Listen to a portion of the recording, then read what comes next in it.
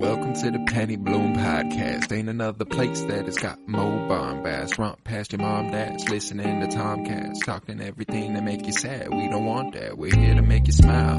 Put your mind at ease. Peace, love, and bloom, and always praise Keanu Reeves. This what we about. This some weeding now. We'll talk until we can't no more, and then we peacing out. All right, let's go. 𝗙𝗶𝗰𝗵𝗲𝗍 podcast. It's the 𝗙𝗶𝗰𝗵𝗲𝗍 podcast. 𝗙𝗶𝗰𝗵𝗲𝗍 podcast. It's the 𝗙𝗶𝗰𝗵𝗲𝗍 podcast. 𝗙𝗶𝗰𝗵𝗲𝗍 podcast. 𝗙𝗶𝗰𝗵𝗲𝗍 podcast. Hello, everybody, and welcome in to the 𝗙𝗶𝗰𝗵𝗲𝗍 podcast. Today, we conclude our director's spotlight for David Fincher with his newly released The Killer, released on Netflix November 10th, 2023. It was written by Andrew Kevin Walker, the same gentleman who wrote Fight Club, and is based on the graphic novel series by Alexis Nolant and Luc Jacquemin. It was directed by David Fincher. I'm Colton Robertson. I'm joined by Joseph George. What's up, homie? Oh, what up, what up? Always a pleasure to be here. Oh, and it is always a pleasure to have you. And an interesting one today. You know, we're rounding out the Fincher spotlight. We did Fight Club and The Social Network in anticipation of this. Quick little spotlight, but one that was well worth our time. How you feeling about The Killer? Ooh, you know, it's we have a little different feeling for this one. No theater release. Just a nice, at the comfort of your own home. You know, there's give and take there. Part of me wanted a theater release, but then also there's part of me that's like, this is really nice that I can just pop it on at home whenever I want. But this, I still have only watched it one time. I have wanted to watch it. Again, I haven't gotten in a second watch. But even off that first watch, though, I was pretty in. Like I guess the only thing that I think I might have expected differently was how the movie ended. I don't think, like, I thought it was going to go a completely different direction. I don't necessarily know where. I kind of like the ending that we got. Right. Yeah, and I'm with you. You know, I have a complicated relationship to this movie in the fucking 4 days it's been out. So, when it comes to the director spotlights we've done this year, we've been in anticipation of Asteroid City, Oppenheimer, Killers of the Flower Moon, and Barbie. And very, very quickly, all of those were like so easily, like there was no doubt how much I enjoyed them. You know, I was like, oh yeah, I fucking love this. I watched this once and was like, man, you know, it was well done. It was well done. Yeah. And it looks it might be my favorite looking movie of the year. This shit was gorgeous to look at. But first time around, I don't know what I was expecting. But I felt like the character work came up very, very short.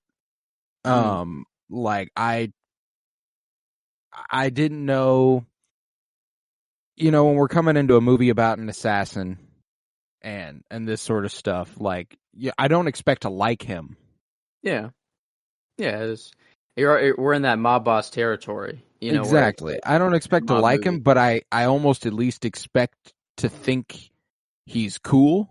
Yeah, and to sort of root for him. You know, like you don't not an ounce of that here. Yeah, like there's always this sort of like, you obviously know what they're doing is wrong, but for the movie and for the time being, I'm gonna root for them. You know, just right. You know, why not? But like, and you know, like, and you do root for him, but it's not because of him. It's because of his lady who got and stuff. Like she got her shit rocked, and it is. You want him to enact revenge for that. It is pretty simple. I mean, he's on a job. He's and I'm assuming like what we're seeing is just his normal routine that he goes through every time. You know, he's just on the first one, just waiting. You know, for dude to get there, misses. Apparently, this dude just doesn't miss ever. And I don't know. I loved the like his narration, Michael, like was awesome. I really did enjoy his narration and like him talking through everything and like got you into the mind of someone who has to like think this way. But how he was like I don't know, he was doing yoga and all the monologues he'd go on. Like it's like, okay, yeah, this person is crazy, but like it makes sense because like you'd have to be this kind. This is the person you'd have to be. It's a bizarre character piece they're doing here. It's so first watch, I'm not feeling it. I can see it's well done, but I'm not feeling it. But there's this gravity. There's this something that it has that I'm like, maybe I just didn't get it. You know, I'm like, maybe now that I know what the movie is, I can watch it a second time and like it a lot more. And I did. I watched it a second time. I liked it a lot more. I was like, oh, wait, I definitely like this movie. I enjoy what they're choosing to do here. And I even watched it a third time last night after I discovered I'd liked it, just to sit back and really, really enjoy it. So that's a good sign. You know, that's the give and take with it being a Netflix release, is that I know this movie better than any of the other movies we've done in anticipation, like an anticipatory pod for. It's true, yeah, because I've watched it 3 fucking times before coming into this podcast. Theater and be like, well, I think I know what my favorite line is, but we'd have to like really catch it, you know? Right, right. In this case, it's very easy to scrub through and be like, oh yeah, no, that scene was very nice. It is nice to have it on demand and to be able to go back to any part of the movie you want. And like, I don't know. I think we were talking about it with something being brutal. Something just. Oh, I think it might have been a trailer. I think we were just talking off mic about the. Is it Echo or maybe? I think it was like the Echo trailer. Yeah, yeah. And how like brutal it was.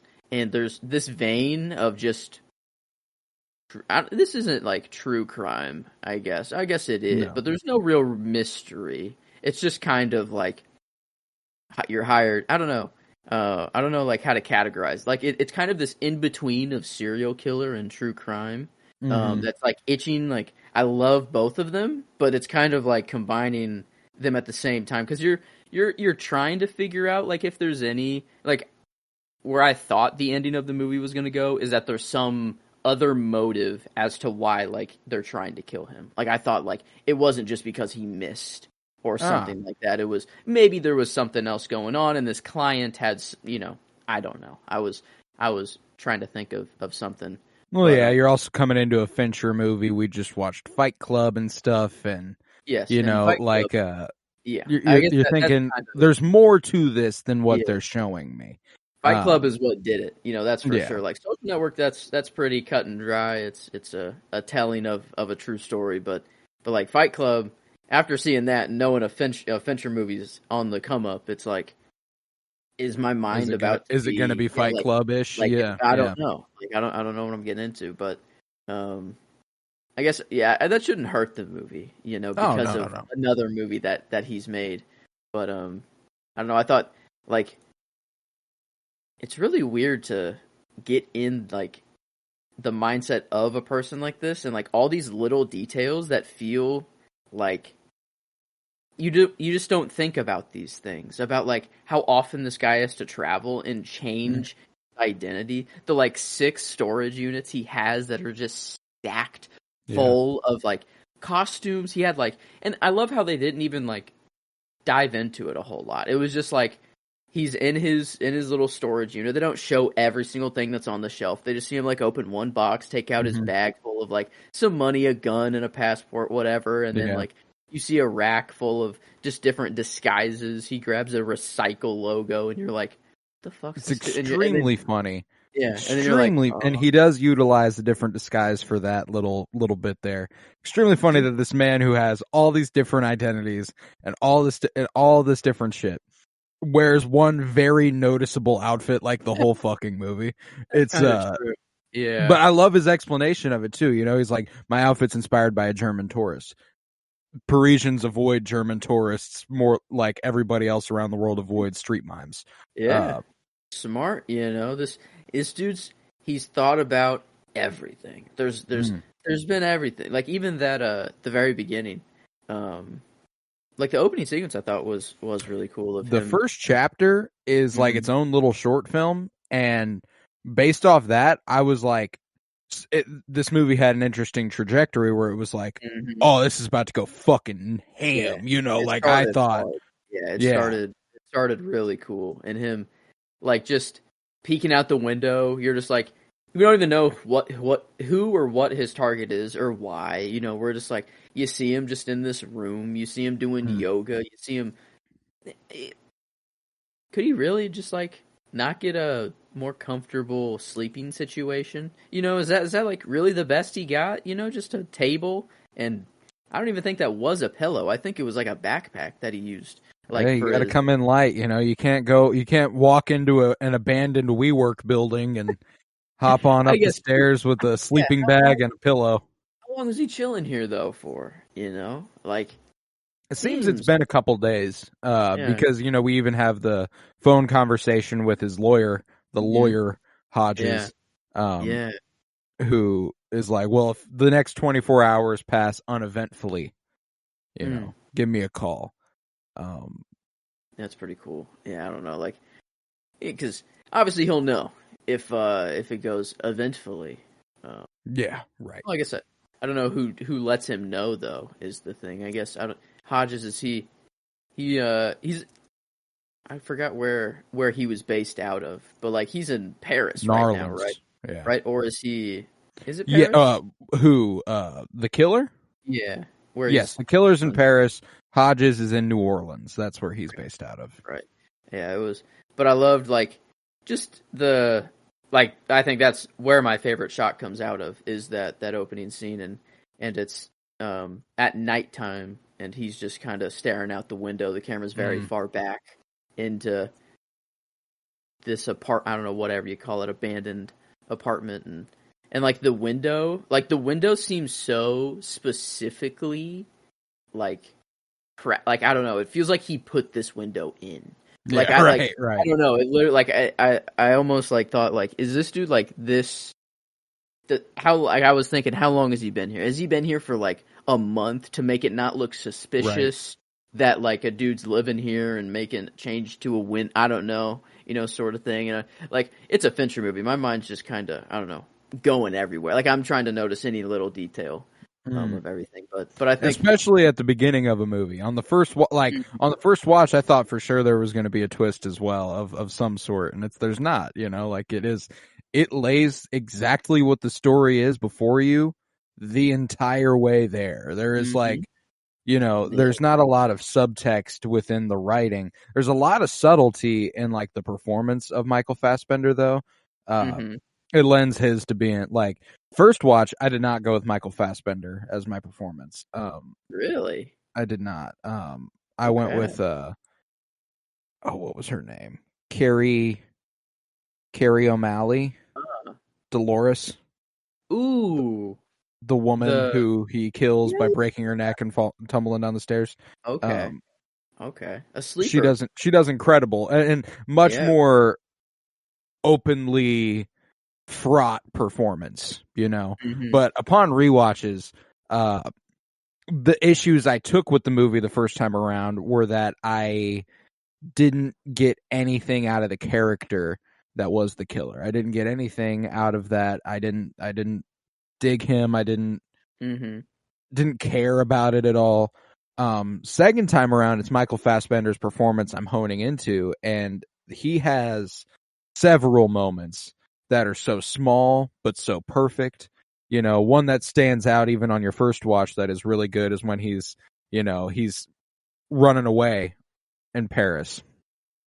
We get the zoom ins in his helmet and the heavy breathing, and like he's panicking, and then he gets to the airport, he sees the dog, he goes to the bathroom and he's like panicking, he's washing his hands, and then he's like, stay calm, and then he looks in the mirror, smiles and goes, hey, like that little thing. Fucking loved that. Love that. I love how every like person he goes up to at like whether it's a store or the airport or like anything, and they're like, thank you, Mr. blah blah blah. It's a different name every time. Like he doesn't say never says a fucking word. Like never dude says a word. Is so like calculated with everything. Like it may like he wants to give them as the least amount of information as possible, you know. And dude, that outfit, one of my favorite ones. One of my favorite ones. He's transferred his money at the end to the Caribbean accounts, and the banker's like, we would our investment bankers would be great to show you our you know, a limited portfolio, show you how to do things. And he was like, interesting, and walks away. Yeah. Fucking love that. And then she just kind of like, okay, you know, like she does a little thing with her head where she's like, okay, fine, you know. It's either like a oops, you know, or like a just whatever, I guess, you know, like keep your money, or you know, I don't know. It's just kind of like a quick little jab at the, you know, just cause I think that's just hilarious, like how all the loopholes and shit that people pull, and usually you think it would just be serial killers and criminals that would do it. Right. No, it's actually quite a lot of people that do this sort for of sure. thing. But no, like that was nice. The like I don't know, he was in a lot of like the airport, that was good. I forgot about the dog, about him like kind of he like stares down the dog, the dog stares back at him, and he like gets out of line. Like, fuck that. He's like, hell no. He's like, I've done everything I can do. You know, he's like reassuring himself. He's like, because you can tell like he's probably very calm even after he kills someone. Usually, it's just that this went wrong that he's like, what the like I'm assuming he knows the rule or whatever they call it of like, you know, you miss, you're gonna get someone's gonna come after you. You know, you're not the standards in this business are very high. It's pretty interesting. There's this thing I get from this movie on rewatches specifically that indicates to me that he's in denial after he misses. Like Hodges says to him when he goes and visits him in New Orleans, why would you go home? You had to have known what I was going to do. Why aren't you on the other side of the world doing this? And he goes all the way home. He's surprised to find footsteps there, and he's like, oh shit. Like it seems like the first time it had even occurred to him, like, oh fuck, I shouldn't have come home. Wow. You know? That's kind of true. Yeah. Because I guess maybe he just goes home all the time. Like maybe that's his just go-to. He's never missed. He would be batting 1,000 if not for the one guy who dropped dead of a heart attack. Okay. And I guess I was thinking like maybe he thought he was gonna make it there first or whatever. Right. That's also true. Get her out of there. But yeah, no, I think that kind of makes, because it's really like he sees the cigarettes there, and then he's like, oh shit. He's like, he was chilling like on the way there. He wasn't hurrying home. Nope. Like I think that would make more sense if he was he even waited an extra night. You know, he gave up his seat to go home later because he thought he was being tracked. That's right. That one dude. That's right. I forgot about that. Like this is a very, very rich, rewatchable movie. Like there are these little things that you start to. I mean, like it's not. What's up with that dude though? In the plane, he put a sock into the aisle, and like they made, you know, like look at this dude's sock. It's gonna come back in the future eventually. You know, like it's one of those shots. It's like, look at this. It's pay attention to this guy, and I guess he comes back, you know, in the airport or something. Like he sees, or what is it that is that what causes him to get off of that plane? Yes. Well, he never actually. He doesn't get off any plane in an unnormal manner. He takes a connecting flight to somewhere else. Ooh, that guy gets off at the same airport. They're waiting for the same flight to Santo Domingo. And he's like, you know what? I'm not going to risk it. I'm going to give up my seat. And we never see the guy again. That's the last time we see the guy. Wow. Yeah, that is true. I think like he's paranoid. The thing is that there's this dissonance within him, I feel like, the killer, where he knows what should happen, like what's supposed to happen, but he thinks he's smart enough to get around it. Yeah, okay.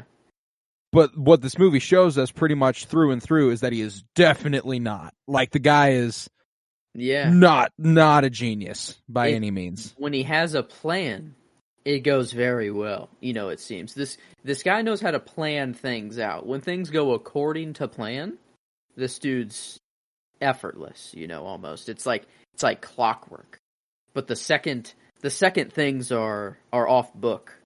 Yeah, it didn't really seem that he has all the resources necessary. That's for if anyone is going to be capable of, I don't know, fighting this or whatever, whatever you want to call it, it's this guy, if I'm being sent to be killed, I don't have 6 storage units across the US. I don't have all these travel miles where I can just hop on a plane, go wherever I want. I don't have or just all this stuff. No. But I was trying to remember. I felt like there was another person for some, there was the 2 people, right? There were 2 people that were sent to his house, ideally to kill him, but then his girl got in the brute. way. The Brute and Tilda Swinton, right? And Tilda Swinton, yes. So those are the 2 that were sent to kill her. Yes. And then, that's right, because he goes to see the Brute first. Yeah. Then she is the expert. She is the next step, the expert. Pretty sick. The expert, and then is it to the client right after her? Yes. It's just those 3. Yes. So he starts in Paris. It's a wonderful video gamey. I love the title cards. It reminds me a lot more of video game loading screens than it does an actual title sequence, which is really cool. And I think it's meant to invoke this sort of levels thing. Okay. Where chapter 1, the mission goes awry in Paris. He heads back to the Dominican Republic, and the Dominican Republic does not go well. He has to go to the hospital, where we get some wonderful character moments that show you that this is a guy that you might be worth caring about. It's fascinating to see that he's not a robot. This woman loves him, and he cares about this woman. Yeah. And we don't see a lot of that, but even when he's scoping out in Paris and he's looking through and he sees a little kid having fun on the street, and he smiles and he giggles to himself. That's. It is an interesting giggle there, because he is looking through a sniper scope. The gun isn't assembled yet. No, it's a scope. Yeah. I thought that was, I don't know, it's kind of a double-edged sword there, or right. A little bit of the irony of being a little ironic. Yeah, it's he's having he's just people watching, but it is through a sniper scope that he will use to kill someone, and probably has used to kill many certainly before. But so we go from Paris to the Dominican Republic, where he finds the taxi driver. And then we go from there to New Orleans. Oh, that's right. He had to get the taxi driver to get the names, to get the where they went. Okay, yeah. Okay. Yes. Yeah. I guess so. He goes from there to New Orleans. Yeah. New Orleans, he kills their boss, and Dolores gives him the information he needs. Kills Dolores. Oh my god! Shows the empathy, makes it look like an accident. She can't just disappear. I was really she asked for it, and then he's not even saying a word, even to her. He knows that she's gonna die, but still, she's not even he's stone cold, not even saying a word to her. And then I'm the whole time in my head, I'm just give her something, give her something nice, please make it look that way. I don't know how you're gonna do it. And then when it happens, I was like that'll do it. It was I was fuck, oh my god, she's dead. But then at the same time, it was kind of a moment of relief of her kids will get this life insurance now. Yes. It looks like she fell down the stairs and broke her neck. That's all that looks like. It's such a weird feeling, to be right. This mother of some children. Well, and that was why I almost went with 𝗙𝗄𝗄𝗃𝗃, is because her performance whenever she's in the bathroom after she's downed a bottle of Xanax, and she's still panicking, and she's I know what you're capable of, how you can make things seem, oh man, yeah. It's what Tilda Swinton says later on in the movie, that last minutes spent knowing their last minutes. I wouldn't wish it on my worst enemy, and this woman knows once she watches him jam 3 nails into this dude's lungs, Okay, well, I'm not going to live. You know, he's not going to let me see that. He even leaves the door open so she can, you know? Yeah. Yeah, no, that's, I don't know, it was, I really, like, I wish there was more with this, I guess he's just called a lawyer, but, like, he's, like, the contract guy, it seems. Yeah, you know? yeah. Everything runs. The handler. Yeah. And you know, he was looking at his bookcase and being like, "Oh, you must have backups. You know, no way. You keep everything on this laptop." And that's, you know, there's what little the details, fuck? like little details. That's just juvenile. I fucking love the performance by Charles Parnell. I've grown to love that guy a great deal. He was in Top Gun Maverick. He was in The Mandalorian season 3 earlier this year. He was one of the Mandalorians they find on the ground. That's okay, thank you. The pirate, yes. the people who were on Mandalore. That's right. Yeah. Okay, there it was. But this one, like, I mean, Maverick, he gets a chance to shine in a, you know, in a more like spread out sense. He's got one fucking scene in this movie, and goddamn, is it good? You know, like, he really does something with it. But no, you gotta act that way. Can't be scared. You know, he's the man that tells all these killers to go like do their thing, and like he knows what line of work he's in. He probably knew he was done as well. And fascinating, there's that part whenever he arrives in New Orleans, and he's like, New Orleans. Lovely, humid New Orleans. And he's like, it's the place where Hodges, where Professor Hodges told me I should start skirting the law instead of trying to practice it. Oh. So he was in law school learning from Hodges when Hodges was like, yeah, I got something else. If you want to come with me. Whoa. Another thing that shows that he was a relatively normal guy. You know what I'm saying? Like, wow, I did not catch that. It's not like he was a born and bred killer or anything. Like he. Yeah, I guess no one. I'm trying to think. Like, I know everything that there is to know about killers and hitmen, but like, I'm assuming it's not like you're bred from birth. You know, you're put in there from birth and just like trained to be a killer. No, you probably are going about your normal life. Well, and that's what's fascinating is that's what most of fictional hitmen are like. You know, like maybe you weren't born and bred, but you know, John Wick is an ex-Marine and he was trained to fight and kill, and then he carried on with that after he got out. You know, like that's like, so things like that. This guy isn't ex-military. He didn't do any of that shit. He went to law school, and his professor was like, "You want to try something else?"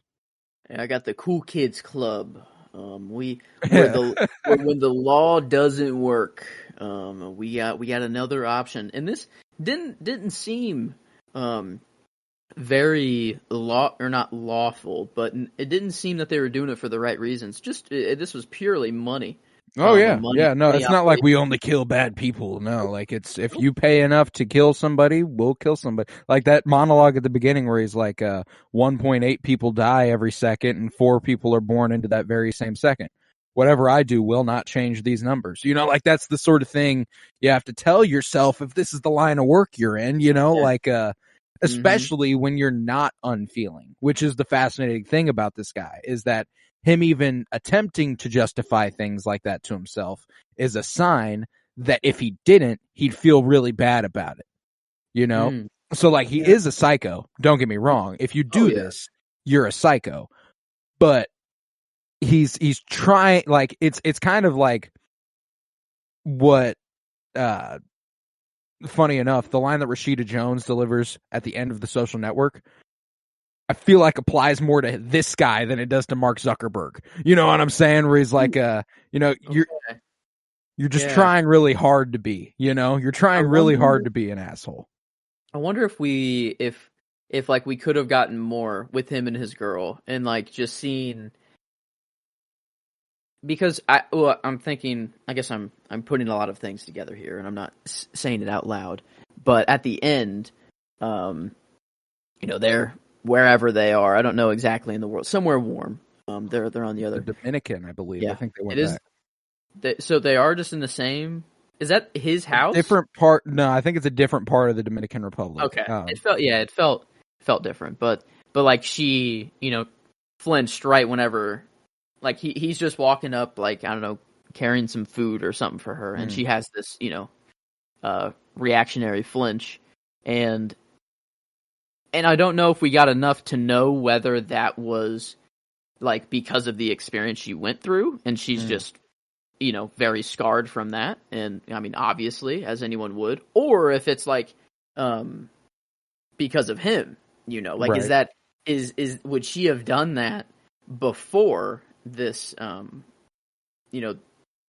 the expert and the brute? That's what a sick ass character names. True, like, the killer, the expert, the brute, the lawyer, all that, like, very, very cool. I love how simple it is, but I don't take that to be the case. I think that I think it is because of the experience she went through. Mostly because that scene where he visits the hospital does a lot of heavy lifting in terms of knowing who he is, and I'm trusting it. When her brother is like, I've learned not to pry, like, I know she knows that she can't say stuff, but hey, they came there for you, and they were not about to leave a witness, and then whenever she wakes up in bed and he's right there and she's like, you would have been so proud of me. There's so much I could have said. I was afraid I was going to talk, but I didn't. You would have been so proud. Like, she's truly holding it down for him because she cares about him. I think that if he was abusive and he was, I guess there's an angle there where it could be a little bit she's afraid of what he could do, but I don't think that's the case. I think she was genuinely just trying to hold it down for the man she loves. Her brother says, like, you've always been good to my sister, which is why I've learned not to pry. You've always been good to her. She loves you.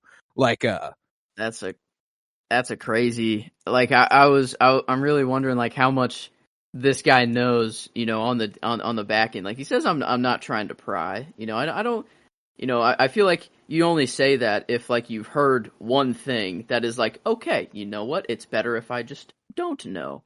You put things together, If she says enough times, I can't talk about it, and then someone tries to kill him and puts her in the hospital, you go, okay, he's into something, Man, wow. And, like, she obviously does like him, and they're and, like, she's like, I didn't say anything, You would have been so proud, So proud. I was strong, and he's like, you were so strong, like, that whole thing, like, and I wish we could have gotten a little more of that, but, like, I also don't know where it would have fit in, he's a man on a mission. Once he leaves here, he's like, well, I got to go deal with this shit. Like, I'm going to go find the people who did this. And that's the driving force of this whole movie, is that, like, he's trying to get revenge for what they did to her. Yeah, it's just the main motivation. It's like, all right, now it's like John Wick and the dog dying. This was, he doesn't have a dog. He's got a girl. They touched this girl. See you later. You've activated Agent Zero, or I don't know. Exactly. He's activated a different animal inside this guy. But my line. What's that? I didn't realize until now that, like, not a lot of people have character names at all. It is just Klein, or I guess 𝗙𝗶. He does have a last name, and, like, Dolores. Yeah, 𝗙𝗶, Hodges for the lawyer. Like, it's mostly that, though. Dolores gets a name, Magdala gets a name, Leo. But anyone who's, like, important to the job doesn't get a name. But my line of the movie is the thing he keeps reiterating to himself. Stick to your plan, anticipate, don't improvise, trust no one, never yield an advantage, fight only the battle you're paid to fight. And I picked this line because he does not abide by it at all. Doesn't stick to it ever. Ever. The only thing he ever sticks to is trust no one. That's the only thing that he ever abides by. Stick to the plan. The plan, like, he is doing nothing but improvising. There is no anticipating here. Like, Yeah. he just keeps being like, okay, well, this is my next step then. Like, okay, well, then this is what I need to do next. He does nothing but that. It's fascinating to see this character at such dissonance from what he's supposed to. He's not getting paid for any of this. Fight only the battle you're paid to fight. He's not getting paid a single fucking dime for this. You know what I'm saying? Like, he's just doing his fucking thing. And he keeps saying that to himself even throughout the movie.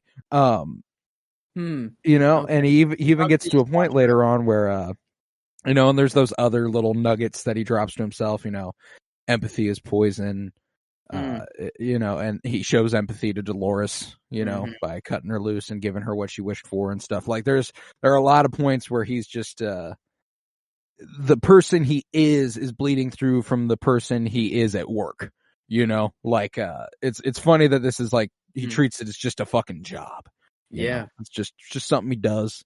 He seems to be very good at it. This typically. Like I wonder if how many missions this dude has been on, before this. If I don't think they ever allude to it. No, they don't. The only little bit you get about his, history at work is that he, Ted Williams batted .344 lifetime. I'd be batting 1,000, but I can't take credit for the job that red meat, marital stress, and nicotine did for me. Wow. Yeah, that's a dude. I gave Michael Fassbender the clean sweep. I was on him right away.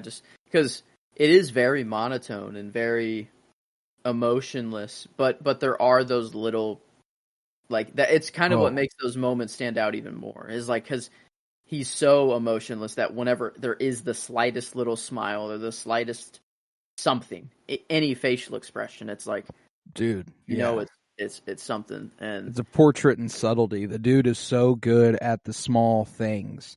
Like, there are many points whenever, like just the sheer focus and the weariness and the worry that he puts on at a lot of points. It's really fucking good. The most emotional we ever see him is when he visits the hospital and he's like, 4, where's room 4? Like he's like, oh fuck, like I gotta get there. Like that's the most he ever gets out there. But I definitely went with him for performance as well. And one of the key moments for me that really anchored like him as a character comes from my favorite scene. It's the experts' Last Supper. Them sitting down at that dinner table. Yeah. Fucking fantastic scene, and it's crucially important to the ethos of the killer. Like this lays for you flat why he does what he does and how he feels, and it's through a wonderful story. The bear and the hunter. You're not here for the hunt, are you?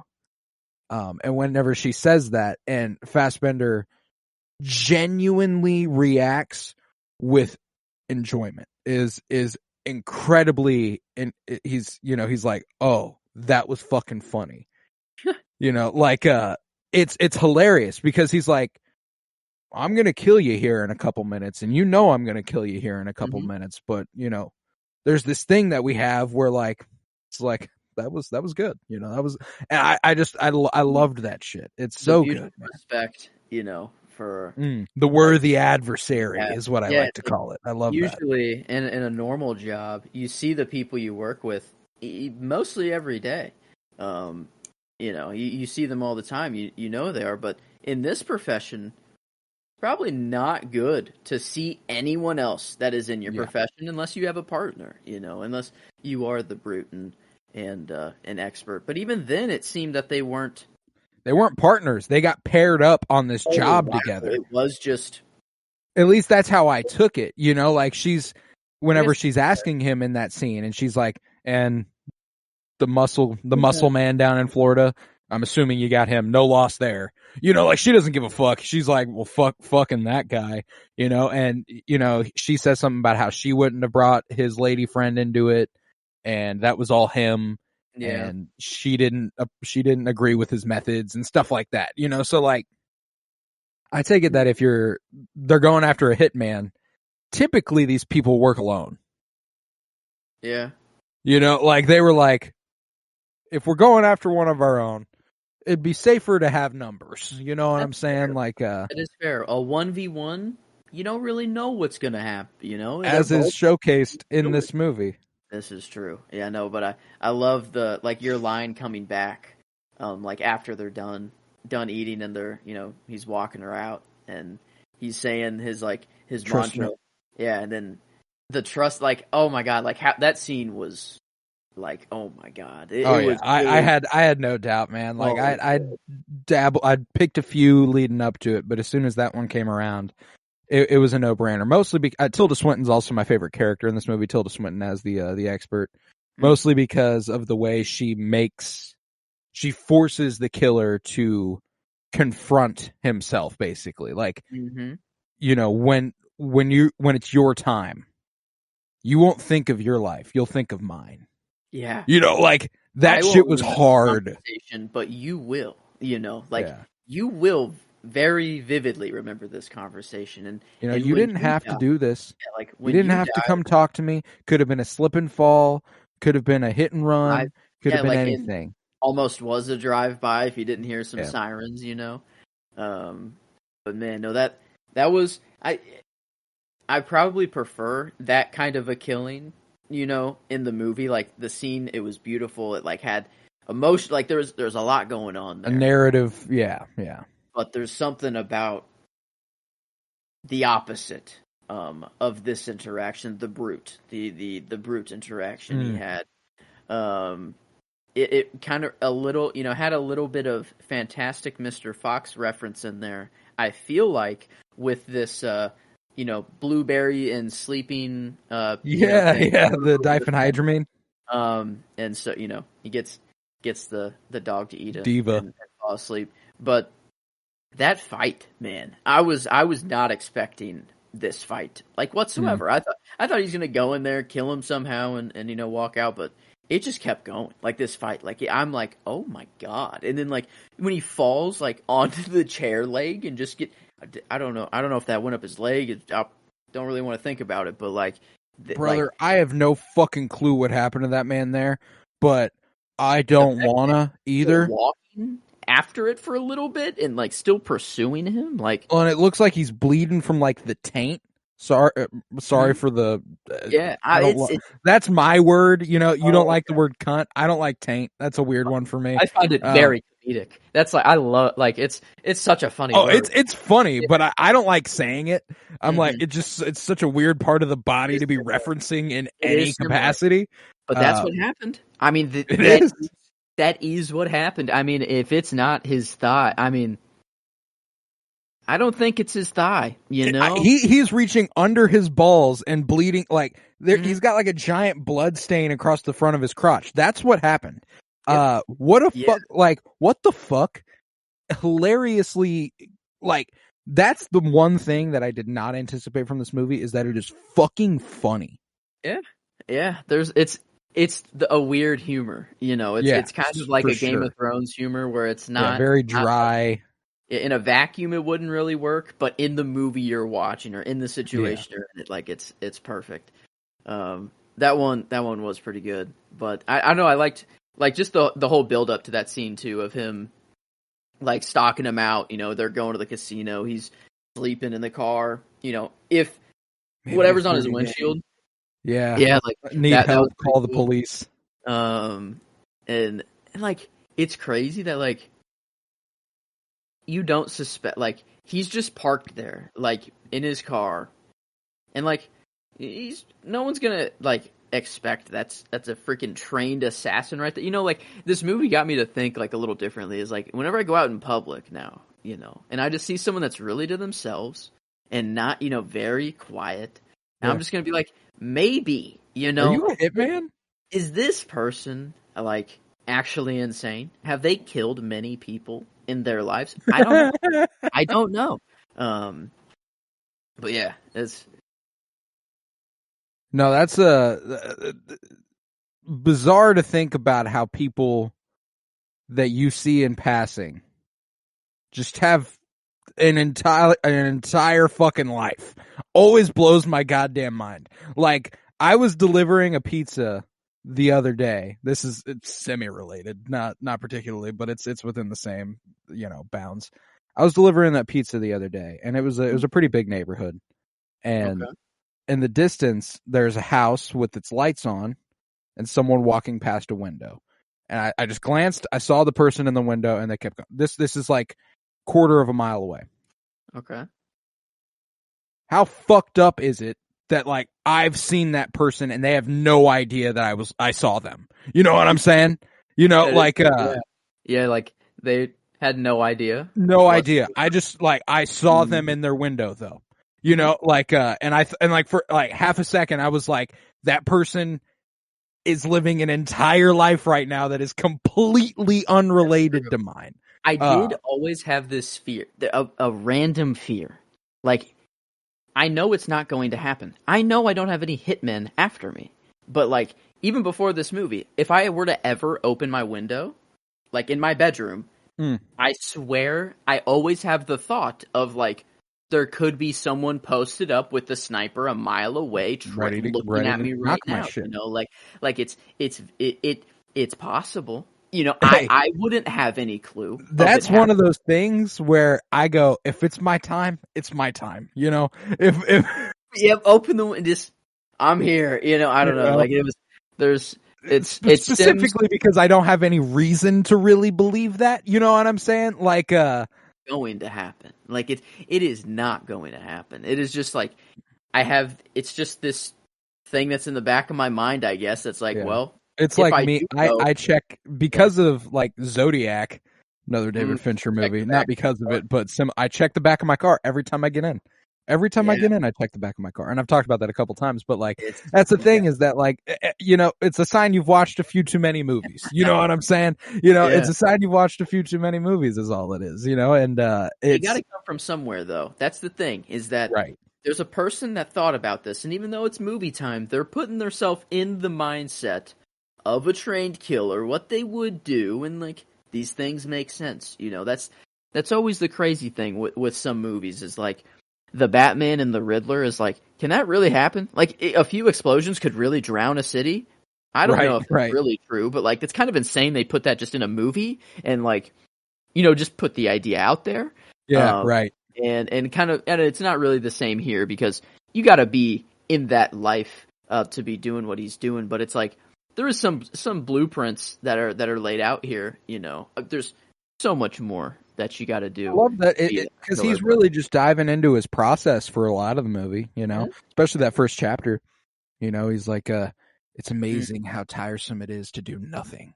Yeah. Oh my God. Him waking up at the hour or like every hour and then before it goes off.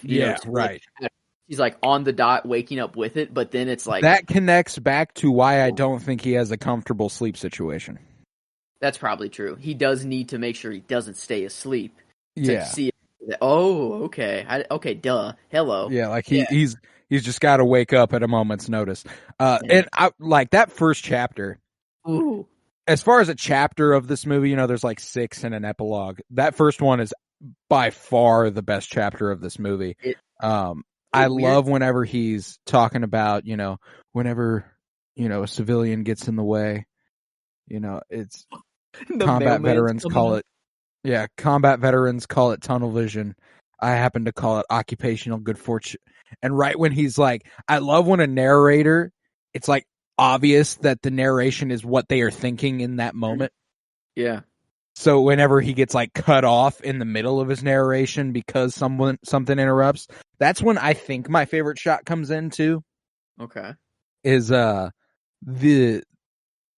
there's somebody coming to the door and he starts lifting his gun and it's got this like focal length thing going on where at first he is in focus and the barrel and muzzle of the gun is blurred out and then it shifts focus towards the tip of the gun and he's blurred out and there's this flare of light at the bottom of the screen. Fucking gorgeous.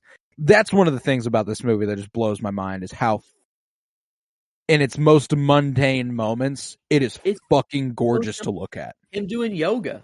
Like, yeah. They didn't have to. When he sticks his hand up and it's the only thing in focus. Oh, man. It's incredible. Like just super simple shots that, and you're right in saying that it could be the best looking movie of the year, which is kind of crazy. Like, right. Going into all these project or all these movies that we're waiting for, I'm like, I'm not thinking this could be the prettiest one that I'm looking at. You know, I'm either thinking that's going to be Barbie, Oppenheimer, freaking Killers of the Flower Moon. Like, I mean, I'm like, you know, these are movies I'm expecting to look good. This I was expecting to have like a good time and be like, I'm just in for the story, but was never like thinking that it was going to look great. This is one of those ones where the critical rating will be higher than the enjoyment rating, which is kind of fucking nuts. That is not what I anticipated of this movie. You know what I'm saying? Like, I thought for sure I was going to like it a lot. I would come away thinking, yeah, it was fine. No, I think it was expertly well done. Like, one of the best movies of the year. I just don't have I watched it 3 times, so clearly I enjoy watching it, but compared to some of our other movies we've covered this year, I think I would put it 5 out of 5 as far as enjoyment is concerned. Like, I'd watch the other 4 movies we've done and we've done before this, but there's no cry, you know? There's no cry, there's no I guess a few emotional moments, you know, but never The Expert you go in is like, it's emotional, but it's not, I'm not crying, you know. Not by any means. It's just it's, again, you're more in awe of just how well done it is. You know, like that's kind of the key to this movie, man. Like that fight scene that you picked for your favorite scene. That's magnificent. That is one of the best fight scenes I've ever seen. You know, I love the way it just keeps going. You know, like there wasn't like stupid shit just to throw in there to make the movie cool and have it for the action sequence. It literally just looked like, oh, this dude's just throwing, like they're trying to kill each other. Like, I mean, this is like, they're just trying to do anything they can to kill each other. And like, I love there's this moment, the like camera work shifts whenever he's walking through and he's like scoping out the place and he's doing his little, you know, he's doing a little monologue in his head that gets cut off again.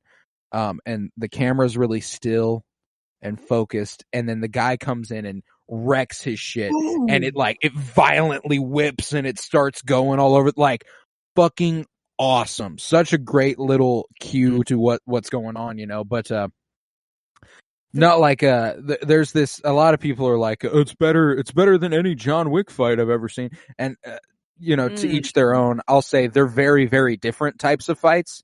Like, the John Wick franchise is directed by Chad Stahelski, a stuntman who is doing his best to show off just how fucking good stuntmen are at everything. You know, like, that's so, like, it's a bunch of really, really elevated stage fighting and long takes.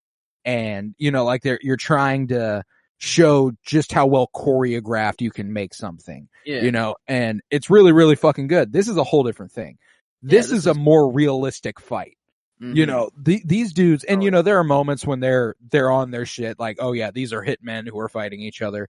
But most of the time, it's them using their surroundings and just fighting for their fucking life. Yeah. Like that part whenever the killer's behind the couch and the brute just like throws his body into it and tries to pin him, and he does it twice. Like, when you're in the like, whenever the killer's on his back and he just jumps up and lands on him, like, that's some shit you just gotta do, you know? Like, yeah.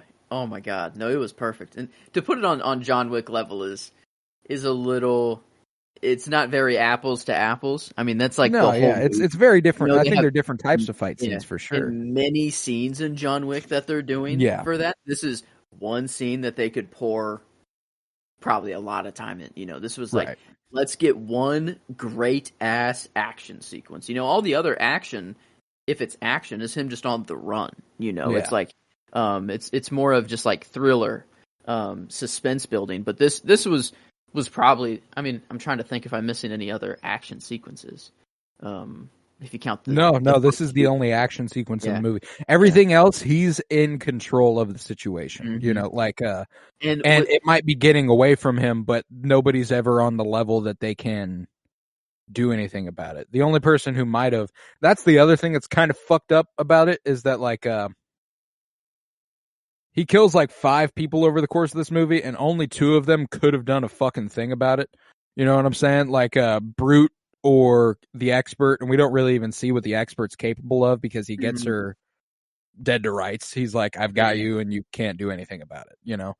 Dude, but like Dolores, Leo, Hodges, they're not going to do shit, you know, like they're fucked, you know? That's they're dunzo. They are dunzo. But no, whenever he's fighting the brute and the fight starts, well, I guess I kind of have multiple questions about this fight. One, he gets like double decked. Like brute punches him twice in the face, and he's like, like really, dazed, you know? Like, but then was he faking it though?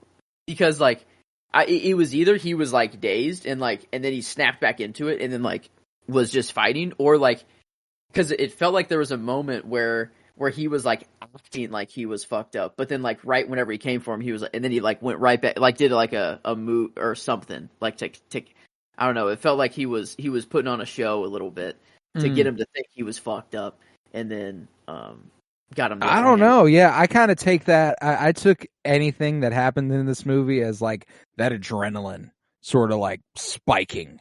You know, like he survival kicking in and him being like, well, I can't get fucked up here. Like if I die, it's on, like it's on me. It really, you know? wasn't looking good for him either. No. I mean, it was because like it was just pure strength, you know, and it was just like this dude, like he's getting thrown like across the house. The other question I had was like,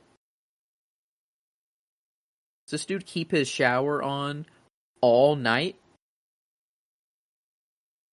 You know, or he did just have a contract to go kill somebody. The killer wasn't there. They didn't kill him. He's probably smart enough to expect, like, maybe I'll have someone after me. I'm in this life anyways, whatever. My headcanon after the scene was over was that he was in the shower, but he heard Michael Fassbender walk in, and there's like a window that he climbed out of, got dressed in the meantime, and then just like ran back into the house. The place that he came from, I that's interesting. The way that I read the scene was that he was in the bathroom the whole fucking time.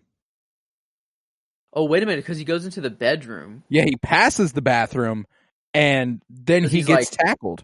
That's right. I was like, oh my God. He was brother, like, okay, he's in the fucking bathroom. I was assuming that he was like checking the surroundings, like he assumed he was in the shower, so he was wanting to make sure that nobody else was in the house. Maybe like that was my best guess. Yeah, but wouldn't he know no one else is there? He literally scoped it out the whole. I forgot, because in my head, this is one of those examples where like in any given situation, you cannot give this man too much credit. There are a lot of points where he is bad at his job. Like he is outwardly dumb. In my head, I was thinking, because that's what I was thinking. I'm like, okay, he knows obviously someone is in the shower. So they can't do anything about it. You know, they're naked. They're in the shower. It's like, not much you can do when you're there. So he's like, I'm going to go check the rest of the house, make sure no one else is here. But I didn't even think that, like, he knows that probably no one else is there. Yeah, I mean, like, and I guess someone could have been there all fucking day, you know, never left, and therefore, like, you know, like, it's better to be safe than sorry, so, like, I get the idea of what he did here. Do you think he was wanting information out of him at all, or do you think he was going there strictly to get the job done? He's like, there's no thought, you know, it's like, I'm coming here to kill this guy, or, like, maybe he was going to go in his bedroom whenever I don't know at this point what more information he could want. That's true. Yeah. He already knew Claiborne was the client. Mm-hmm. He knew everyone's card. Yeah. He knew everybody. He knew he knew who he was checking boxes now. You know, like he was like, all right, first stop, might as well get the hardest shit out of the way. You know, like so you'd think it would just be kind of like, oh, they're in the shower. Easy mode. Like walk right in. And maybe he was trying to find a place that would like catch him vulnerable. You know, like maybe he went to his bedroom because he knew he would come there after. So find a place here, kill him. Also, it is a movie, and we wouldn't have gotten that amazing fight sequence. True. So they did need somehow to get that started.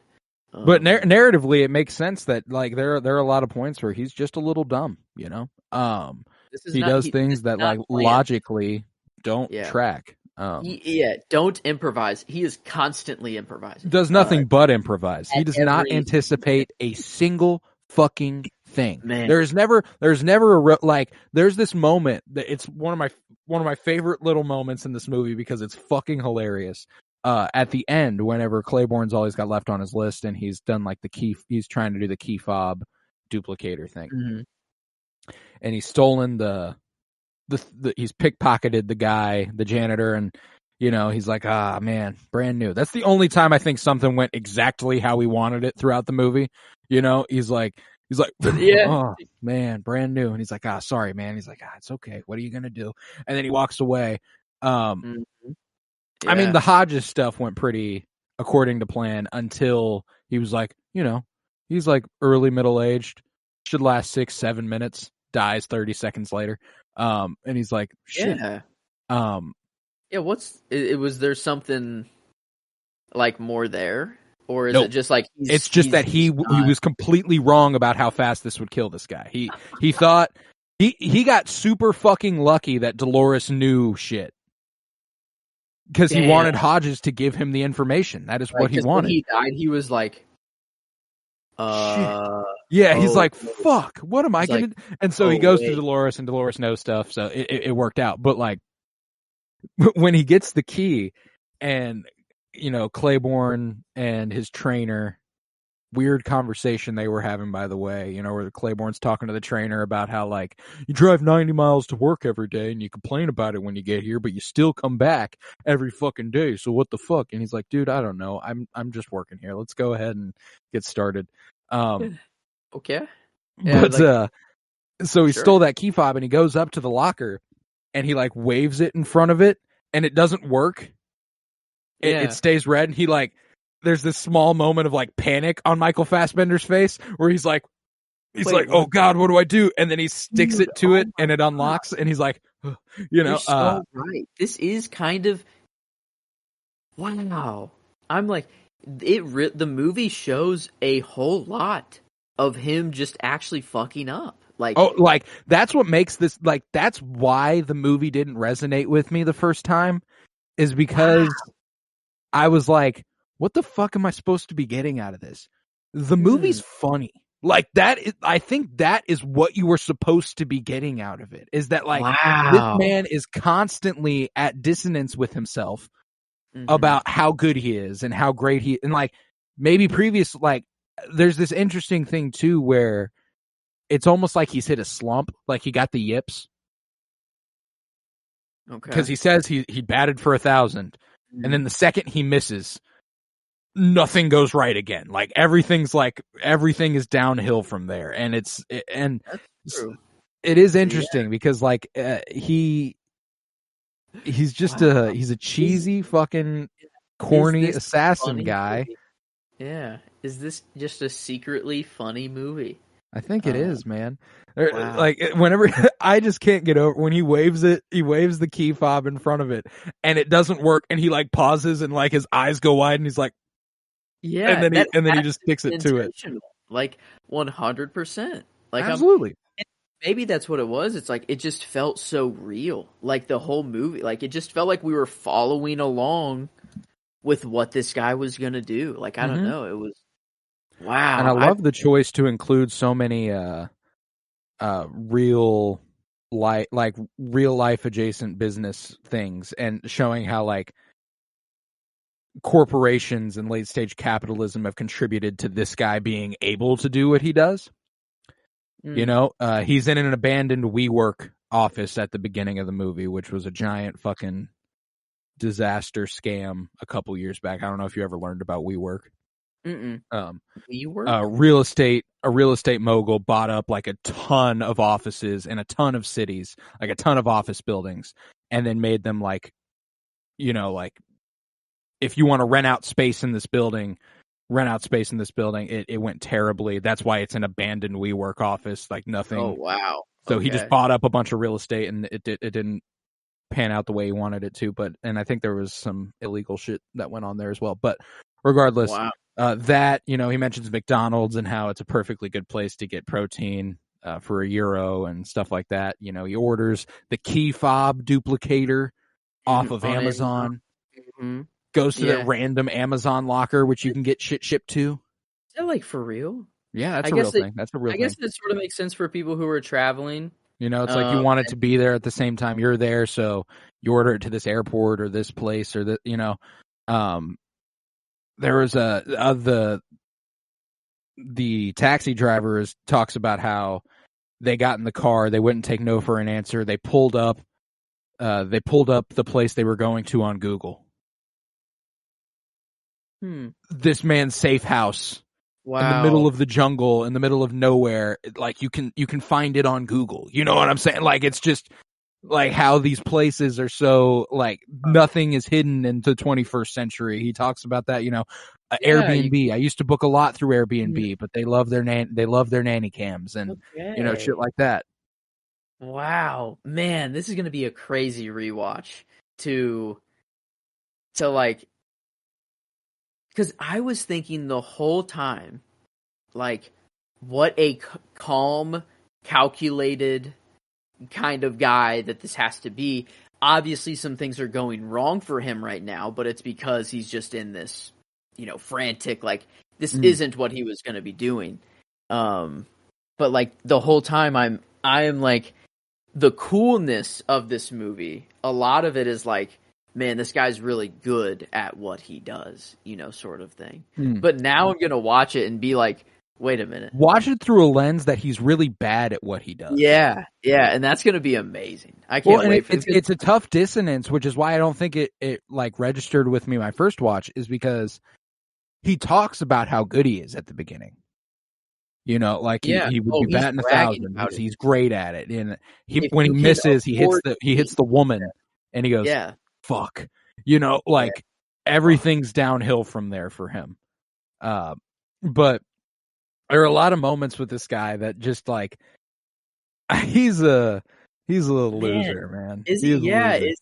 Is this just trying to show like how pathetic? Like, I think it is, because there's this moment when he's on the run after he's botched the hit, where he goes, anticipate, don't improvise. 𝗙𝗶𝗰𝗵𝗲𝗍. What would John Wilkes Booth do? Okay, Brother. This is a funny movie. You know what? You are 100% right. Oh, dude. Whatever. Like, and then, like, if you know any ounce of history, that is not the assassin you want to take after. He went across the street and got fucking killed. You know what I'm saying? Like, he just went across the fucking street. Yeah. Oh my god. And to think, at the beginning of his hit went successfully. The reason this hit didn't go well is because he's distracted by a girl. Yeah.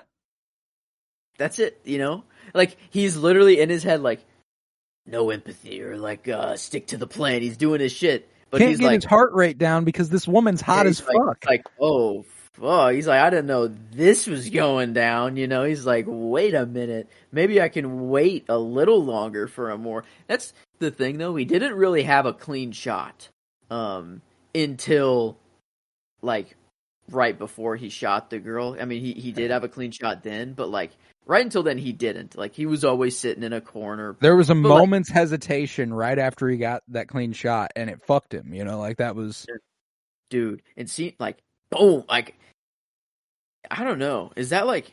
I mean, her body, like, kind of flew, and I guess that makes sense. Like, if you're getting hit, at like... that distance, boom, like, it went through her back right, yeah, and she spun all the way around and fell backwards. Like, that's what would happen, Like, in my mind, I'm just thinking... the bullet just like Jello or like butter, But like, you're gonna feel, I think there's some drag there. I don't think it's technically the bullet, like just the impact does cause something. I think it's literally your muscles are like tensing so hard, like in that moment. Like that's why, like JFK, and we're talking John Wilkes Booth. Now we'll go to a different guy. Who knows if if Lee Harvey is the one. But JFK, like, he gets shot in the back in his back, but he like his body goes backwards, like he fully tenses back, because your back muscles are a lot stronger than your core muscles, and whenever you get shot, apparently just everything tenses up, like your whole body, and like so apparently you naturally just kind of fall back. It's interesting. It's fascinating. Yeah, but this I don't know.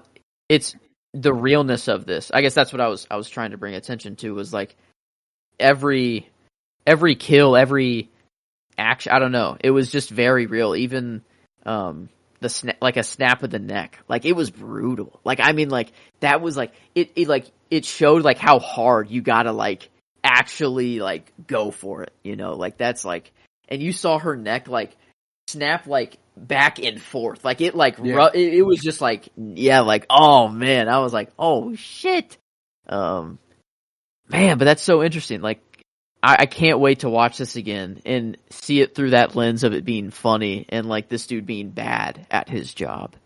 It's and there's a lot of like there's a lot of moments in this movie where I think we're gonna have like a Chekhov's gun situation where like you show it. You mentioned earlier, like the sock. You show it, so it's got to come into play somehow later on. Yeah. His windshield protector, you know, like need help, please call the police.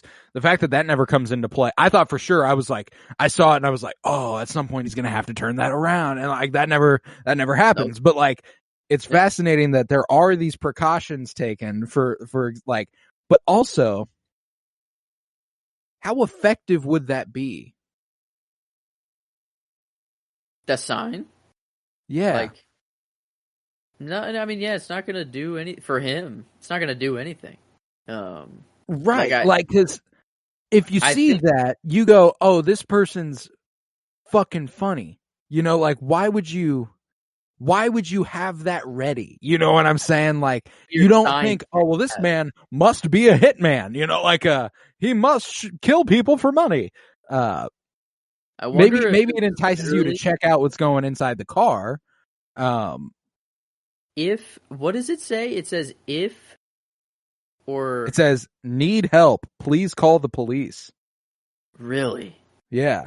Just straight up. It's not even like if you need help. It's just need help. It's a call for like, if he is ever in danger in his car, he will turn it around and it'll say, need help, please call the police. What situation could he possibly be in where he could ever use that? Yeah, wait, what? I was just thinking like, oh, this is a cool shot. Like in the movie, I'm like, oh, this looks cool. Like it's covering up his windshield. We're seeing, you know, I don't know, it's visually cool. Yeah, I've never put any ounce of thought into it, but like, that is pointless. Is that there's no way it's actually meant to like cover your windshield, right? Like maybe he just picked it up like off the side. No, it like folds up though. Yeah, it folds up like a windshield thing. That is what it is. If he's ever in a situation where he has like been shot in his car, is he going to be able to put that up? Like, what are we doing? What was on the other side? What was on the outside at the time? It was blank. It was a normal windshield. Yeah, what the hell? Yeah. Okay. You know what? No. I think this guy's dumb as fuck. Dude, you got it. This is like, I didn't realize it at all because I was not like idolizing him, but kind of like that's the cool factor out of the movie is like seeing how like what he would do if he had the time, you know, and I don't know, like sort of thing. And like that maybe it kind of indicates to me that he's just kind of been lucky, you know, like he's just always. Yeah. And obviously he's well trained, you know, when he gets to all these people, but there's a factorial of luck in every single one. You know, the only reason he gets into Hodge's office building is because there's a FedEx guy who's delivering. So he's like, cool, this is my opening. And, you know, that's a good plan. Like, he's like, I'll wait as long as I need to. He even opens up the movie that way. He's like, if you can't do idle, this is not the job for you, basically, you know. So he's waiting for him to get into Claiborne's house. You know, he's like, thank God for Postmates. You know, he's like, that's my way in. The pizza delivery guy. I'm telling you, we could have a comic run. It could go crazy. But that's the thing, is that like he lucks into stuff, and it kind of puts on display how, forgive me, how easy this job could be. You know what I'm saying? It kind of does. It gives you that idea. Hardly anybody is ever planning to get a hit taken out on them. You know, like if you get to somebody and you're a hitman, you can fucking kill them. Like that's your job. Yeah. That's what you do. You know, like it's not that the job itself is that like difficult. It's just like it's difficult in the type of person that it takes to do it. Yeah, exactly. Just to get there, just to even be like, yeah, I'll do that, is like, you got to be a different kind of person. You know, it's like, and obviously you got to have a certain degree of skill. Obviously, he misses that first shot, but he had it lined up dead to rights. Like he would have hit his mark if that woman wasn't standing there. I thought it was gonna be a double kill. I thought it was gonna like go through her and then still kill him. And that was like his plan all along. And then they just see the guy like there, and I'm like, oh no, okay, nope, okay, not the plan. Fuck. Yeah, no, the whole like, I don't give a that was one of my lines. That's the thing, is that my first line that I chose is him being like a badass and him being like, yeah, I am the shit. But then the second line I choose is like a funny line that I think is more of what the movie's actually about. But I don't know, I thought that was hilarious. Him just my process is purely logistical, narrowly focused by design. I'm not here to take sides. It's not my place to formulate any opinion. No one who can afford me needs to waste time winning me to some cause. I serve no god or country. I fly no flag. I am effective. It's because of one simple fact. I don't give a fuck. And yeah, so I'm like, during that part of the movie, I plop that in there. I'm like, oh fuck yeah, let's go. Like I'm like rooting for you. You're badass, you know. I'm like, I'm like rooting for you in air quotes. But then the line that I'm actually gonna go with is there are more than 50,000 storage facilities in the U.S. I have units in 6. I'd like to imagine once the automatic payments have dried up, the episode of Storage Wars where they cut the lock off mine and get a look inside, and I think that's where it ends. The quote. But that was, I don't know. That line got me. There are a few jokes in this movie that really do get me. You know. Yeah. I was literally thinking the same thing. I was like, oh my god. Like before he said it, I was like, oh my god, that episode of Storage Wars would go hard. That'd be insane. Like there's no other occupation that person could have than a hitman. Like you open that storage crate and you look around for 10 minutes and you're like, holy shit. This person killed people for money. Yes. Like there are bags with guns, passports, money, costumes. Who knows what else was on those shelves? You know, like, I don't know, but would probably be worth quite a lot of money. I think whoever got the storage unit would be pretty pleased. Oh yeah, for sure. You know, I enjoy there's a line that the lawyer says to him where he's like, you know, you have more money than you could possibly know what to do with. Why don't you go spend it? You know, it's funny to watch him. He just kind of throws money at people throughout the movie. He just kind of gives money away. Nobody ever really questions it. There's one moment at the beginning of the movie, whenever he's in the hospital, where he tries to pay a doctor. And I believe it's supposed to be a gratuity, like he's just trying to tip, like he's like, you've done a good job, thank you very much. And she just kind of and at first you kind of, on first watch, this moment hit me with like a little bit of a like, that's odd, that's weird. Like I know why she doesn't take the money. It's because she's a doctor and that's not what they do, you know. Yeah. But I thought it was like a little bit of a, you know, like I wasn't here, hold on to this, you know, like a little bit of a more secrecy hitman thing, especially on first watch. Again, second watch, third watch, he's stupid. He thinks that he should tip hospital staff. Yeah, he thinks and it's like, while like, sure, they deserve more money. They don't accept tips, brother. That's not something they do at hospitals. And frankly, it's not something they should do at hospitals. You know, like they should be getting paid enough to do the thing that they're doing, and it shouldn't be because be because of money that they're doing that. Wow, Frankly, no, dude, he's actually just dumb. Like, wow. This is like, in the back of my head, I'm just thinking like, oh, it's just not going his way because he fucked up, like it's like, this obviously isn't planned. And I'm like trying to defend him for some, be like, oh no, he's like that though. Like, no, yeah. And that's the thing, is that like, I think that he's clearly not, like, stupid is an oversell, I think. Yeah. It's not, like he's clearly intelligent enough to get by, like, he's been successful in this line of work. He even ends up getting all the way to the goal. He gets all the way to where he wants to be. It's not pretty, but he gets there. Yeah. He just kind of stumbles there, though. Like, it is pretty dumb, at most turns. But, wow. I mean, I have a wonderful time with this movie. After my first watch, I've watched 6 David Fincher films. After my first watch, it was 6 out of 6. Gone Girl, Fight Club, The Social Network, Zodiac, 7, this. I desperately need to rewatch 7, by the way. Haven't watched it since our 52-year journey through film episode. I'm sure it would shoot up the list if I watched it again. But, so after first watch, 6. After second watch, 2nd. Jumped from 6 to 2. Wow.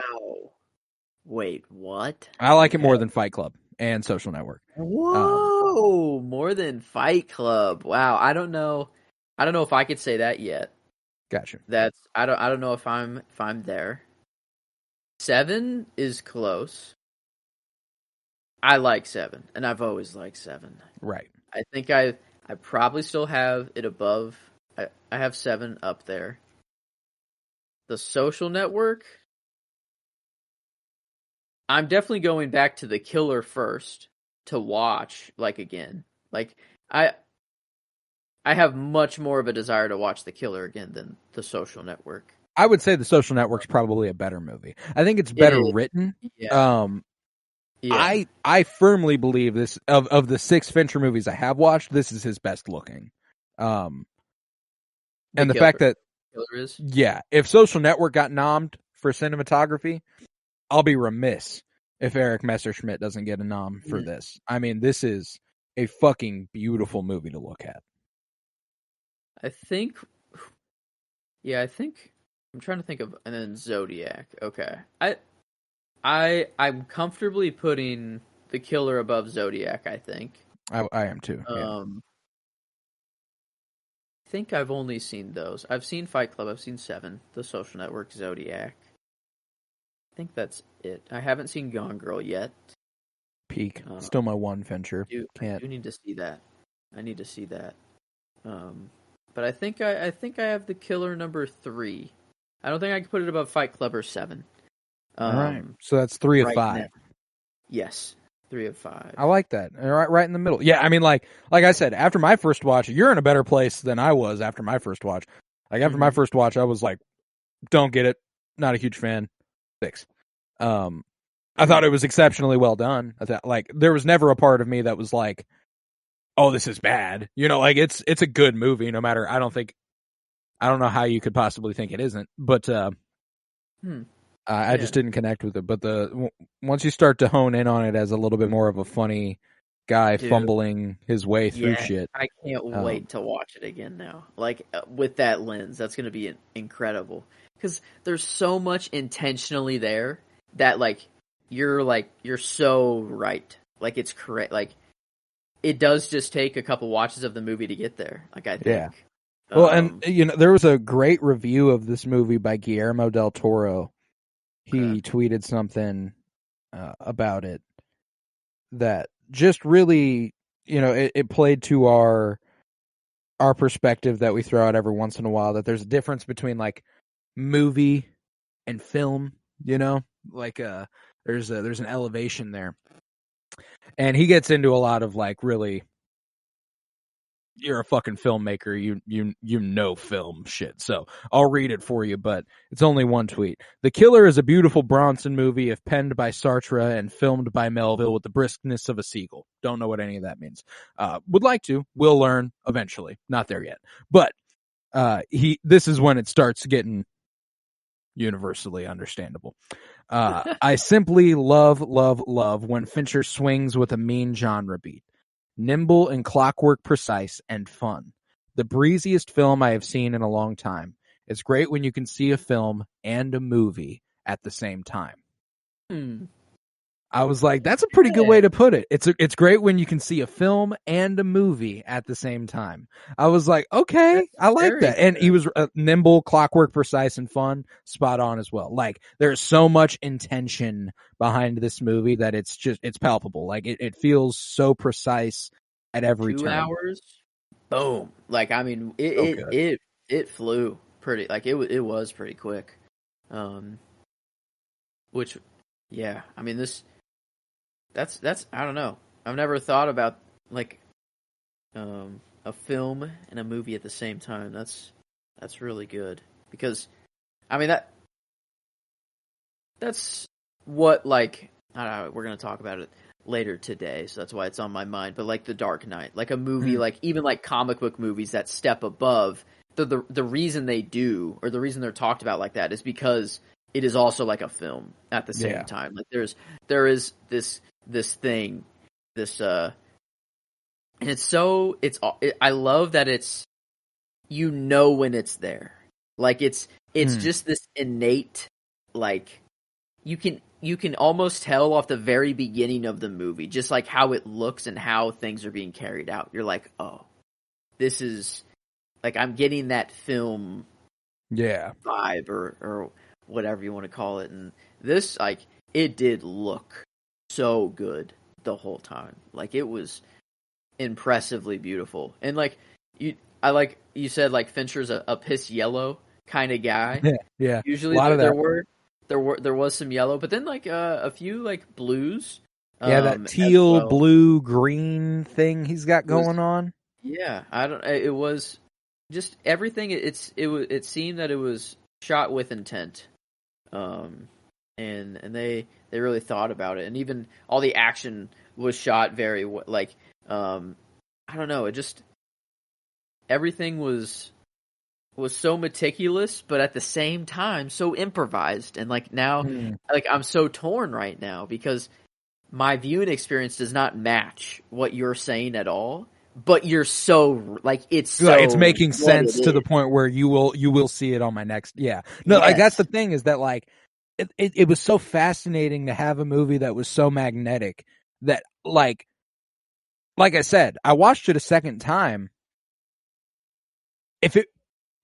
If I hadn't enjoyed it to some degree, I wouldn't have done that. You know what I'm saying? Like there was plenty there that was plenty likable. You know, like I said, most of my enjoyment the first viewing came from how well done it was, and I was like, well, it's absurdly well done.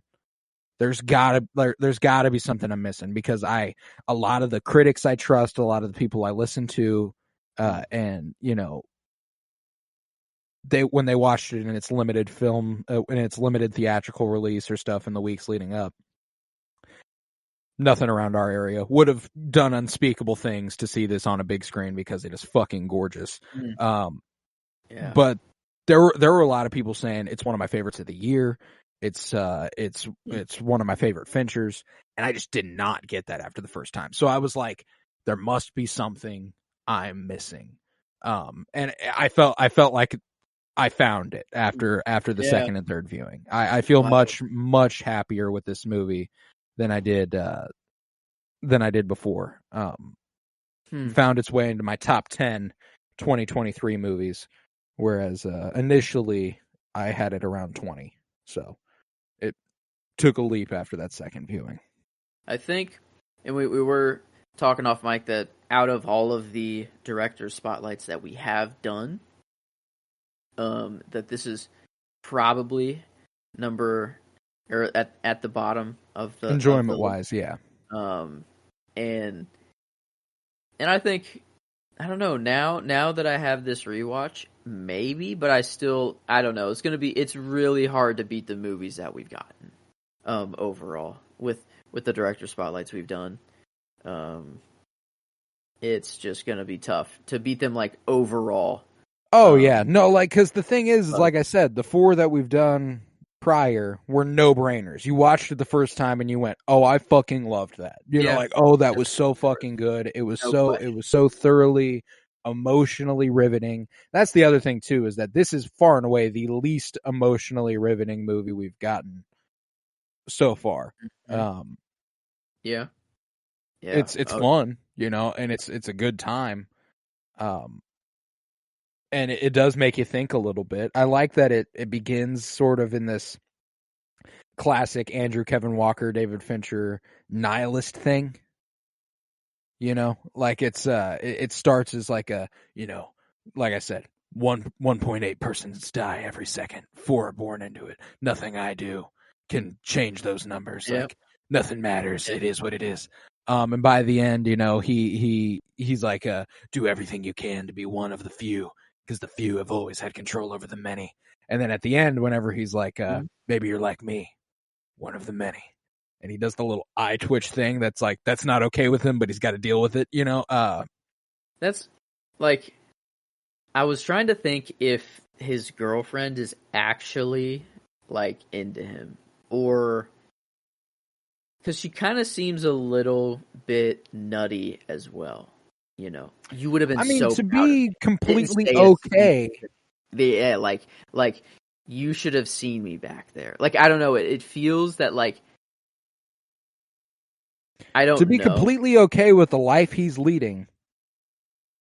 She was either, like, someone that was supposed to die that he couldn't kill and then just stuck with him, and, like, it's like Stockholm syndrome, or like. Or she's, like, obsessed with the idea that he's, like, a killer, and, like, I don't know. Like, I could see either. I think that no matter what, yeah, you're right. She's got to be a little nutty to be okay with the line of work he's in. But I don't think they put in that, like, flinch at the end. I didn't even see that. 3 watches, I never saw it. Oh, really? Yeah. I'm pretty sure it's there. I mean, I believe you. It just never stuck out to me. Yeah, I mean it. The same thing with the sock in the aisle you pointed out. Never saw that either. Yeah, because, like, it was really making me think: is this reactionary from him? Like, is he abusive? You know, sort of thing. Like, is she flinching? Like, is that her go-to, or is it because of, I mean, what happened? Yeah, I mean, this might be the same safe house. That's what I was trying to figure out, because everyone's dead. You know, so it wouldn't really matter. He's killed everyone that's coming after him, and the guy who knows everything too. Yeah. So, like, I loved when the expert was like, "Did you kill Hodges? Did he go horribly? Please tell me he did." You know, like they fucking hate that guy. He's just in it for that dude's making bank though. He got insurance. He got insurance. Bank.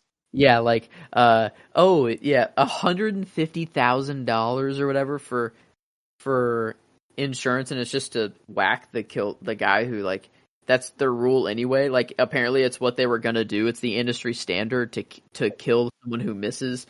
But hey, pay me an extra $150,000 to do it anyways. I thought that was great.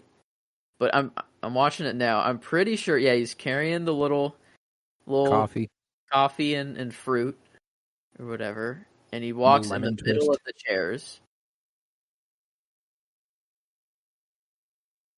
Yeah, and she's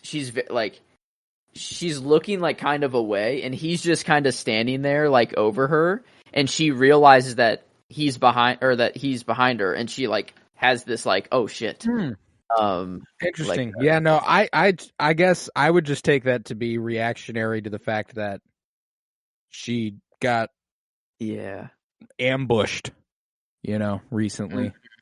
Yeah. Probably didn't see that coming.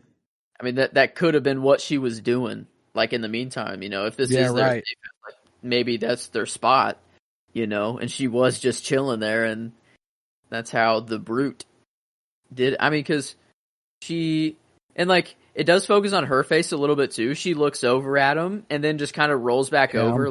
I'm looking at it now. I don't know. She does do a little bit of a jump. I'm going. She just didn't. It just snuck up on her a little bit. Because I kind of. There's this interesting thing they do with the score here. The score is also phenomenal, by the way. Trent Reznor and Atticus Ross, brilliant duo. They've had one hell of a 2023, and they were really good with David Fincher, as they also did The Social Network. But when he's like on the run at the beginning of the movie, and there's like this really contemplative, almost like serenity sounding music playing that's really peaceful and laid back. It's odd because you wouldn't think it matches the tone of the movie, but it kind of reframes it, or the tone of the scene. It kind of reframes it as like almost a crisis of faith, kind of like shit's just changed completely for him because of how he fucked this up. There's this, it's just this weird synthy, slow building sound, and they kind of return to it in those last moments where it's like life's different. You know, they're safe, they're cool. Is he cool with where he is though? You know, is he? Yeah, no, the little flinch there. The little twitch there at the end. He's not. That's not what he's about. You know, I think after you kill a couple people. Once this is the line of work you get into, you're forever wired differently. Yeah. After that moment, but no, I think I don't know. I think there's a little more going on. That's why I wanted more with the girl to see if there was something more going on there. Whether if she's just crazy about it, if she's a little crazy herself, if she's happened to. Yeah, no, that's interesting. I kind of took. I guess the brother is cool. Well, I guess if she was supposed to die or something, I don't know. I don't know. I guess we'll never, it's not like they're going to be like The Killer prequel. The Killer 2. I can't imagine this gets IP'd. I mean, it's a great solo movie. Yeah. And I shouldn't say I can't imagine it gets IP'd. I can absolutely imagine Netflix IPing it. I don't think it should. I don't think it should either. I think this is a great one and done movie. And I had a fantastic time with it, man. I thought that there was,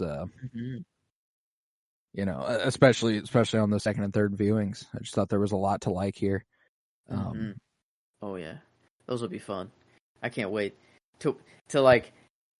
Oh, it's gonna be so funny now. Like when during those moments, I'm not laughing. I guess I maybe internally laughed or had a little chuckle, but that gym locker, that's actually that is so intentional. There's no way that's just an accident. I think it's funny after he kills the brute and Diva chases him.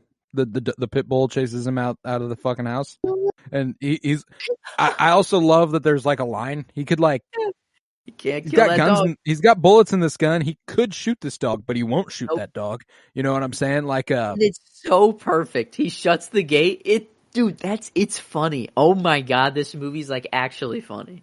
Then he lights a Molotov cocktail and burns down the guy's fucking house. Kobe, Kobe, fucking money, dude. Oh man, what a toss. But wow, okay, I can't wait. Because I was thinking of this guy as one of the top dogs in the game. It's nobody fucks with this guy.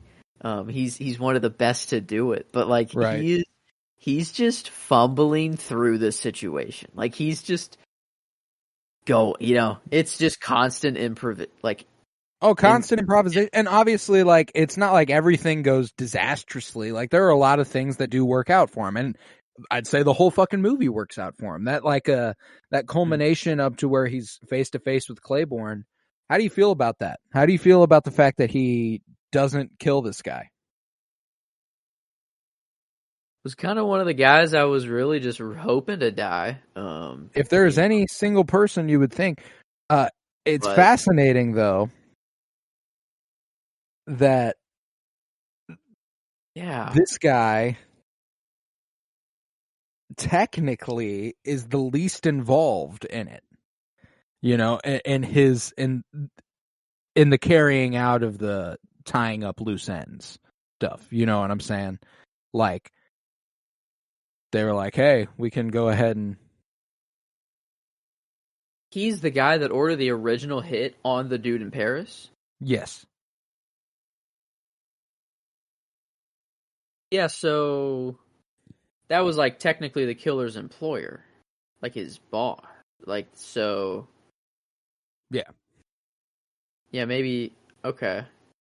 Well, and that's the thing, is that, like, he gave on him the paper, job. it's like, I would have been fine with him killing this guy, but I like the place that the character reaches in that moment. We get a nice little shot there, too, where Claiborne's on the left side of the screen, on one side of the table, the killer's on the right side of it, and you see the city in the background, and it looks exactly like the shot from the end of Fight Club. You've met me at a very strange time in my life. No. And since it's Fincher, I have the idea in my head that it's absolutely intentional. It's after he's standing in the corner, he approaches, and they're standing across from each other. I believe he walks into frame that way.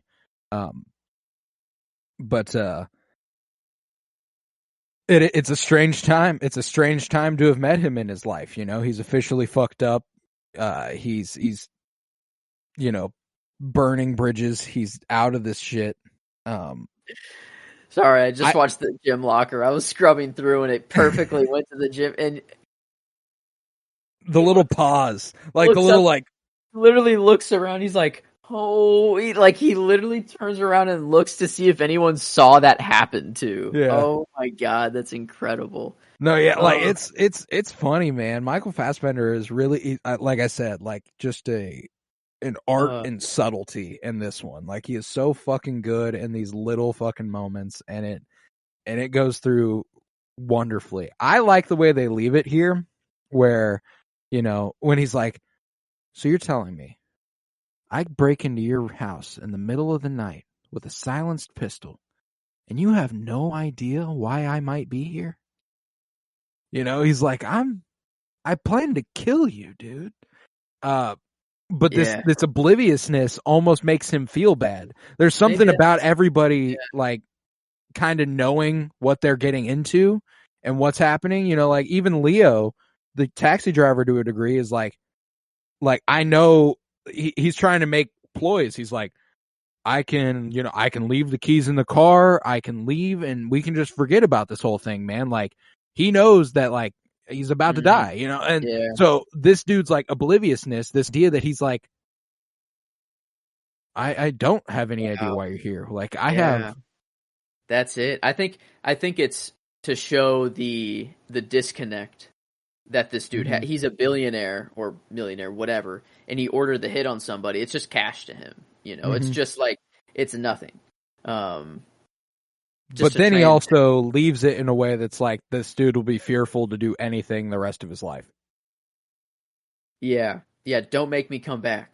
If I do, what? Like, something about an elevator radioactive speck on the lip of your favorite coffee mug. Painful slow death by facial necrosis. You know, that could be, or you could take an unfortunate step into your elevator shaft. I promise I'll find something fitting. And saying it like that, it abandons the, like, if I have to come back a little bit. You know, he says, I promise I'll find something fitting. Like, I will do this. And he won't. He'll never do it.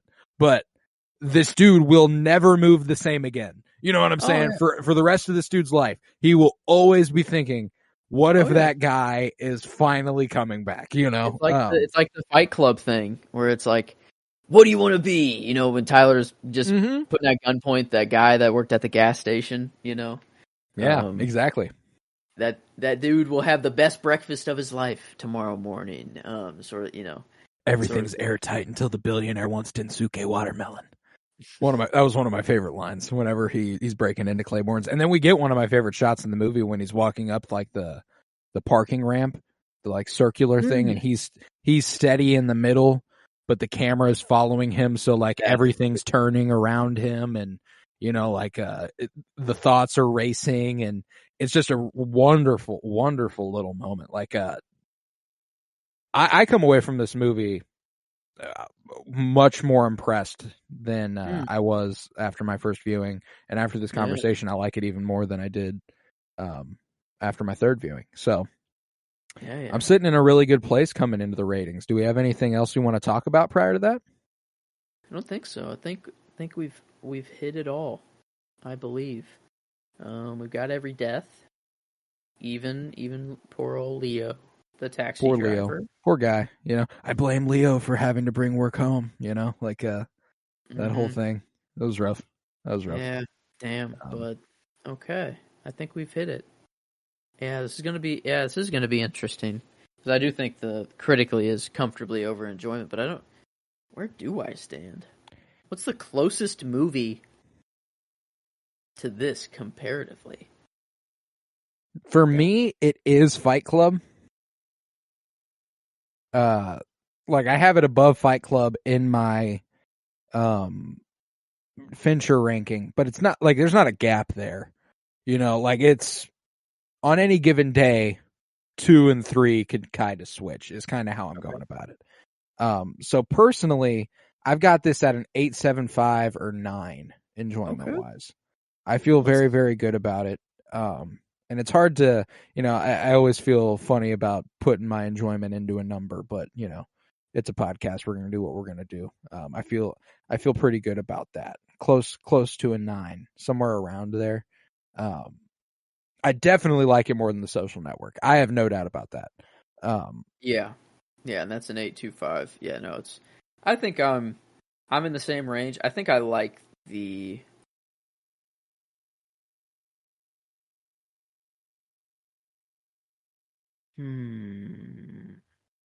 Like going up the list, we have Shutter Island at an 8.5, Casino 8.75, After Hours 8.75.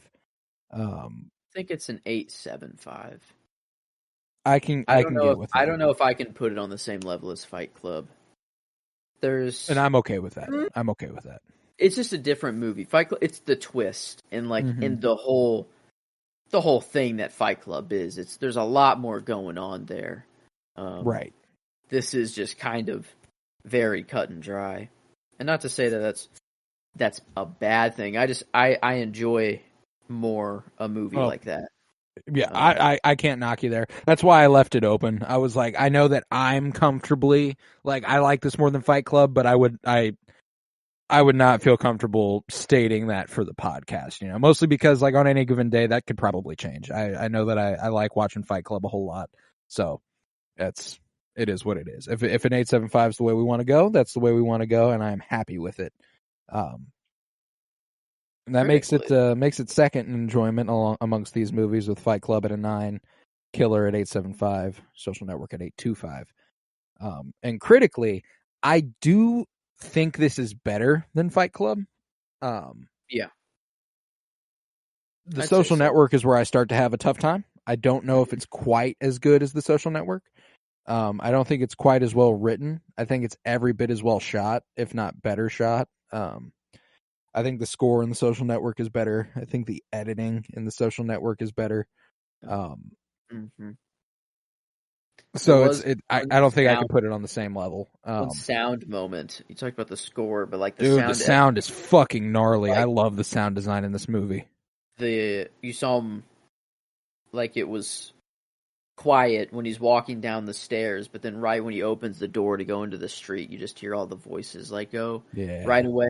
It does it again with the breathing and the helmet, and then him opening the door, but then I don't know, the music in his ears. I love whenever you hear the music, it's what he's seeing. Yep. You know what I'm saying?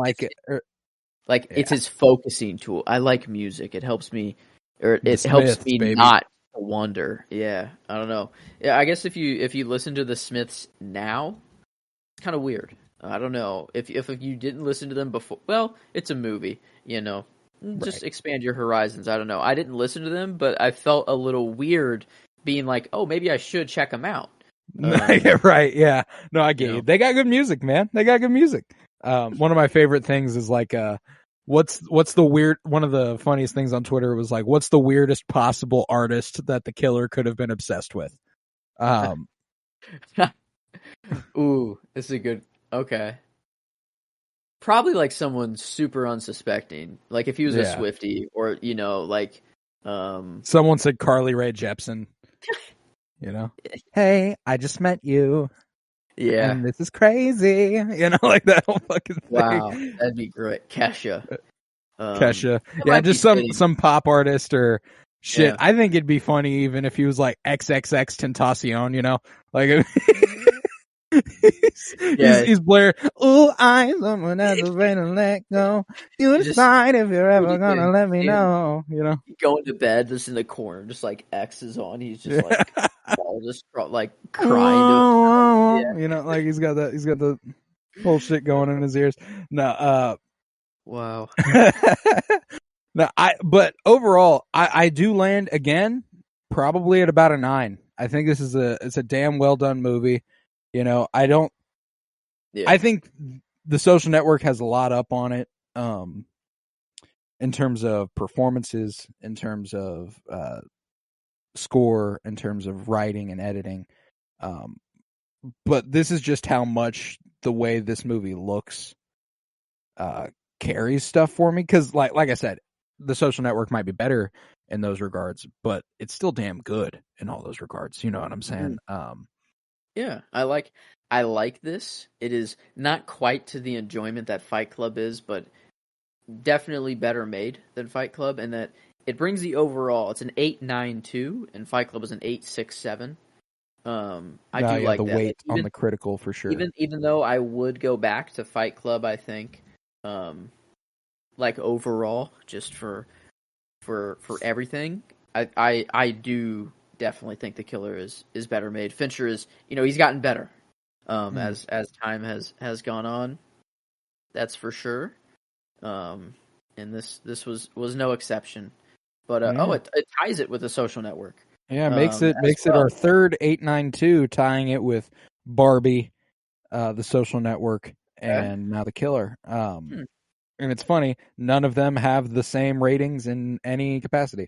All of them are different. So yeah, and all of them. I like that we've put a weight on critical. I think it affects our stuff in an interesting way and makes it make a little more sense to me. Yes. Yeah, Barbie having a 9.75 enjoyment, 8.5 critical rating. Social Network 8.25 enjoyment, 9.25 critical rating, and The Killer having an 8.75 enjoyment, 9 critical rating. So a full point below it. Full point below it in enjoyment. Social Network a 1.5 below it, but they all come to the same rating in the end. Movies are nice, but when you can get a film at the same time, it's almost doubly as important and effective. Yes, it is. This has a 7 out of 10 on IMDb right now. Okay. Let's see what the audience is thinking on the good old Rotten Tomato meter. Okay. 8. Whoa. Oh, I guess that makes sense. I was like, wow, the audience isn't liking it as much as the critics are. But that's exactly what we just got done talking about. Yeah. 86% critically, but a 63%. Only 500. It says 500. No, and I don't like. So not too many. There's a large swath of people who are finding this movie boring. But that's just living amongst the normies, I guess. Living amongst the normies. Even though the story's not that complex, it still just kind of holds you the whole time, no? It does for me anyway. I watched it with Emily last night, and she really toughed it out. She was not she's not a huge fan of this movie, mostly because for the first 25 minutes, it's nothing but narration and this guy walking around. True. And that can't, if you're not in it for a good movie, you're in it for a fun movie, that could rub you the wrong way. And I can see that. It's an interesting thought. I wonder how much having a podcast to do and to talk about a movie weighs, because like Emily, she's not going to come on here just watching a movie, an hour and a half or 2 hours about the movie. Yeah, you should just watch the movie. I don't think that changes it a whole lot for me. I think that's just that's how I would like to view a movie. Like if I can watch a movie and then talk about it for 2 hours, I mean that's perfect. Yeah, that's an ideal situation for me.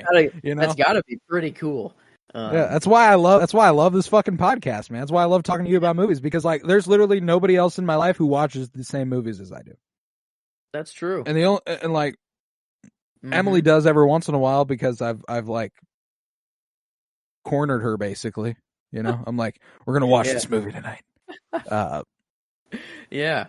It is a lot of convincing other people. Like I am the movie recommender. Me too. You know, like, oh, you guys, you haven't seen this. I've also reached a point now where I know what they're not gonna like. No, I do the same thing. I've also reached a place where there are certain movies that I love that I can't see how anybody wouldn't love them, but they're not for. So I've reached a place where like I want to expand people's horizons. I'm like, this is the sort of thing you like. Let's take it a step further, okay? Stick with me a little bit, you know, like it's something, it's different. You'll have to, you know, but yeah, we've reached a point now where my family, if I recommend a movie, they're like, but will we like it? Wow. Yeah. And I'm like, I think you should, you know. Like yeah. I mean, that's how I go about it. But no, like I'm like, I typically, it's always funny whenever, you know, I'm like, what kind of movie are you looking for? And they're like, oh, you know, something funny. I'm like, have you seen After Hours by Martin Scorsese? Wow, I don't know if that's the recommendation for something funny. It is funny. It is strange. Funny. It is funny. No, that's the thing, is that I'll always be like, nah, probably not that. Maybe like Mike and Dave Need Wedding Dates, Zac Efron and Adam Devine. You know, you down for that? And they're like, yeah, sure, that sounds fun. I'm like, fuck. Wow. I love that movie though. No hate. Love Mike and Dave Need Wedding Dates. Super funny. We need those movies. You do. You absolutely do. There's got to be some levity. A levity in the mix, I think, because I think you just got to watch some shitters every once in a while. I watched House Bunny the other day. House Bunny. It's Anna Faris, Emma Stone. Anna Faris plays a former Playboy model who gets kicked out of the Playboy mansion. Oh no! Terrible movie. Fucking hilarious. Love it. You know what I'm saying? Kat Dennings is in there as well. Kat Dennings, yes. Good old Darcy. Yes, indeed. Colin Hanks. Okay. Fun one. Super fun. Formative on my 11-year-old brain. Yeah, very formative on my 11-year-old brain. Hugh Hefner is in there. Wow. Hugh Hefner is in there. Okay. Funny fucking movie. Recommend if you're looking for something fucking stupid. Super fun. There we go. At the end of the... I don't even remember the name of the movie that you just said. Something House about... Bunny. Oh, yes. I guess that one. The Zac Efron one. The wedding. Oh, Mike and Dave Need Wedding Dates. I actually really like that movie. That one's okay. Anna Kendrick, 𝗙𝗶 Plaza. Really the highlights of the movie there. That one's fucking hilarious. Sam Richardson. Love Sam Richardson. Oh. But we're closing it on Fincher already. Fincher, the book is closed. The book is closed on Fincher, and we open a new one with Michael Mann next week. And I'm so very excited to dig into his filmography, as this will be the most interesting one yet for me, mostly. I've watched 3 Michael Mann movies, and we will be covering those 3 Michael Mann movies. But I feel like it's the first one we're coming into where you're largely unfamiliar with all their work. I've seen 0. Yeah.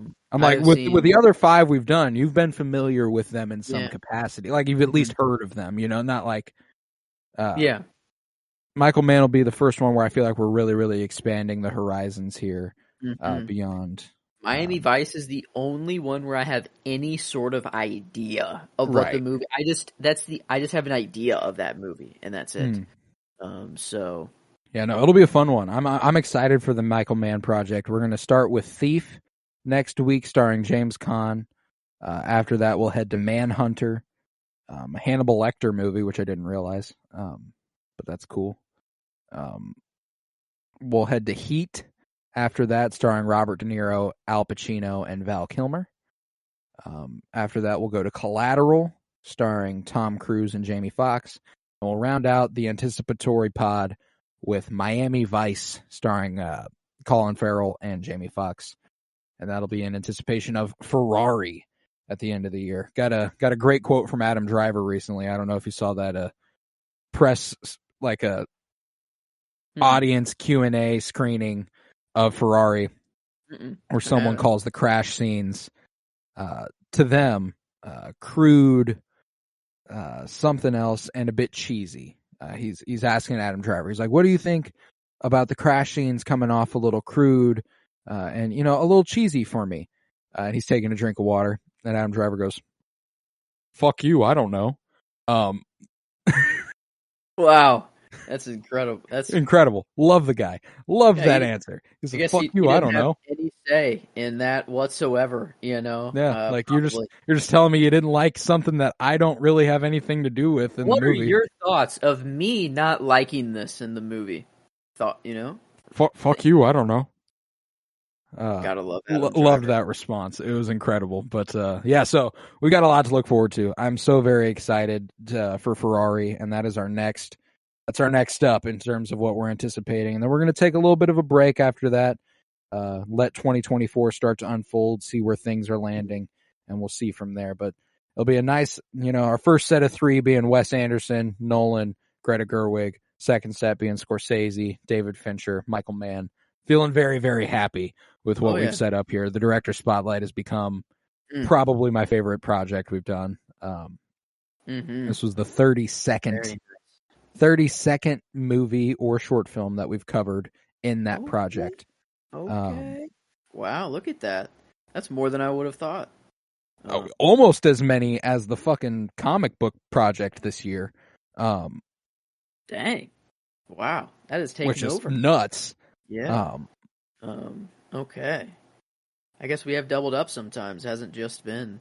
Yeah, we've done 2 a week for Wes Anderson and Scorsese, so that definitely helped. But yeah, it'll end up being 38 movies covered in the Director Spotlight for 2023, which is very, very, very satisfying. I'm very happy with it.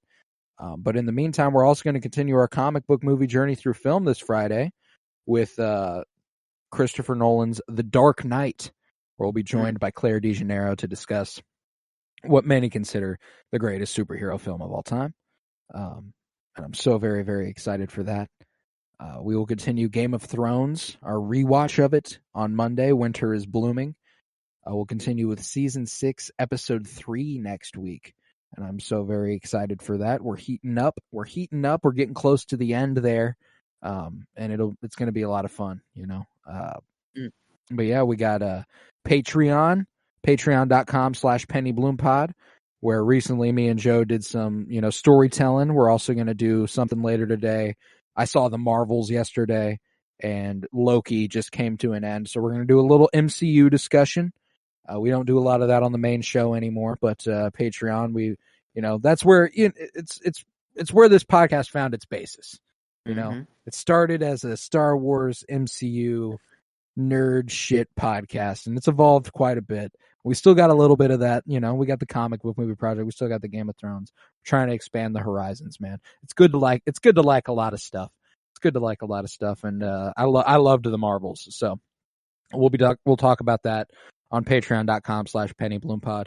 If you would, head to Twitter, follow at PennyBloomPod, follow on Instagram at PennyBloomPodcast. If you'd like, something that I'd like y'all to do is head to Letterboxd and follow at PennyBloomPod. Made a giant list of every movie we've ever covered, with links to every episode and everything. So if you're trying to get a nice, well laid out template of a guide through the podcast's history as far as movie coverage is concerned, it's a great place to do it. Letterboxd, one of my favorite apps. I spend way too much time on it. But yeah, remember to keep downloading.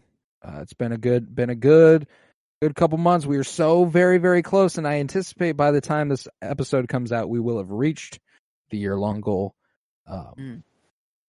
As it's only a few away now. But yeah, thank you so much. Thank you, everybody, for, we came into this year with an all-time total of 10,531 downloads from the beginning of the podcast to the beginning of 2023, December 31st, 2022. And this year, we have gotten that amount of downloads and then some. So, been a good fucking year. Been a great fucking year, and I'm so very happy. And we did it in half as many episodes, which is very, very cool. I'm very happy with that. Oh, yeah.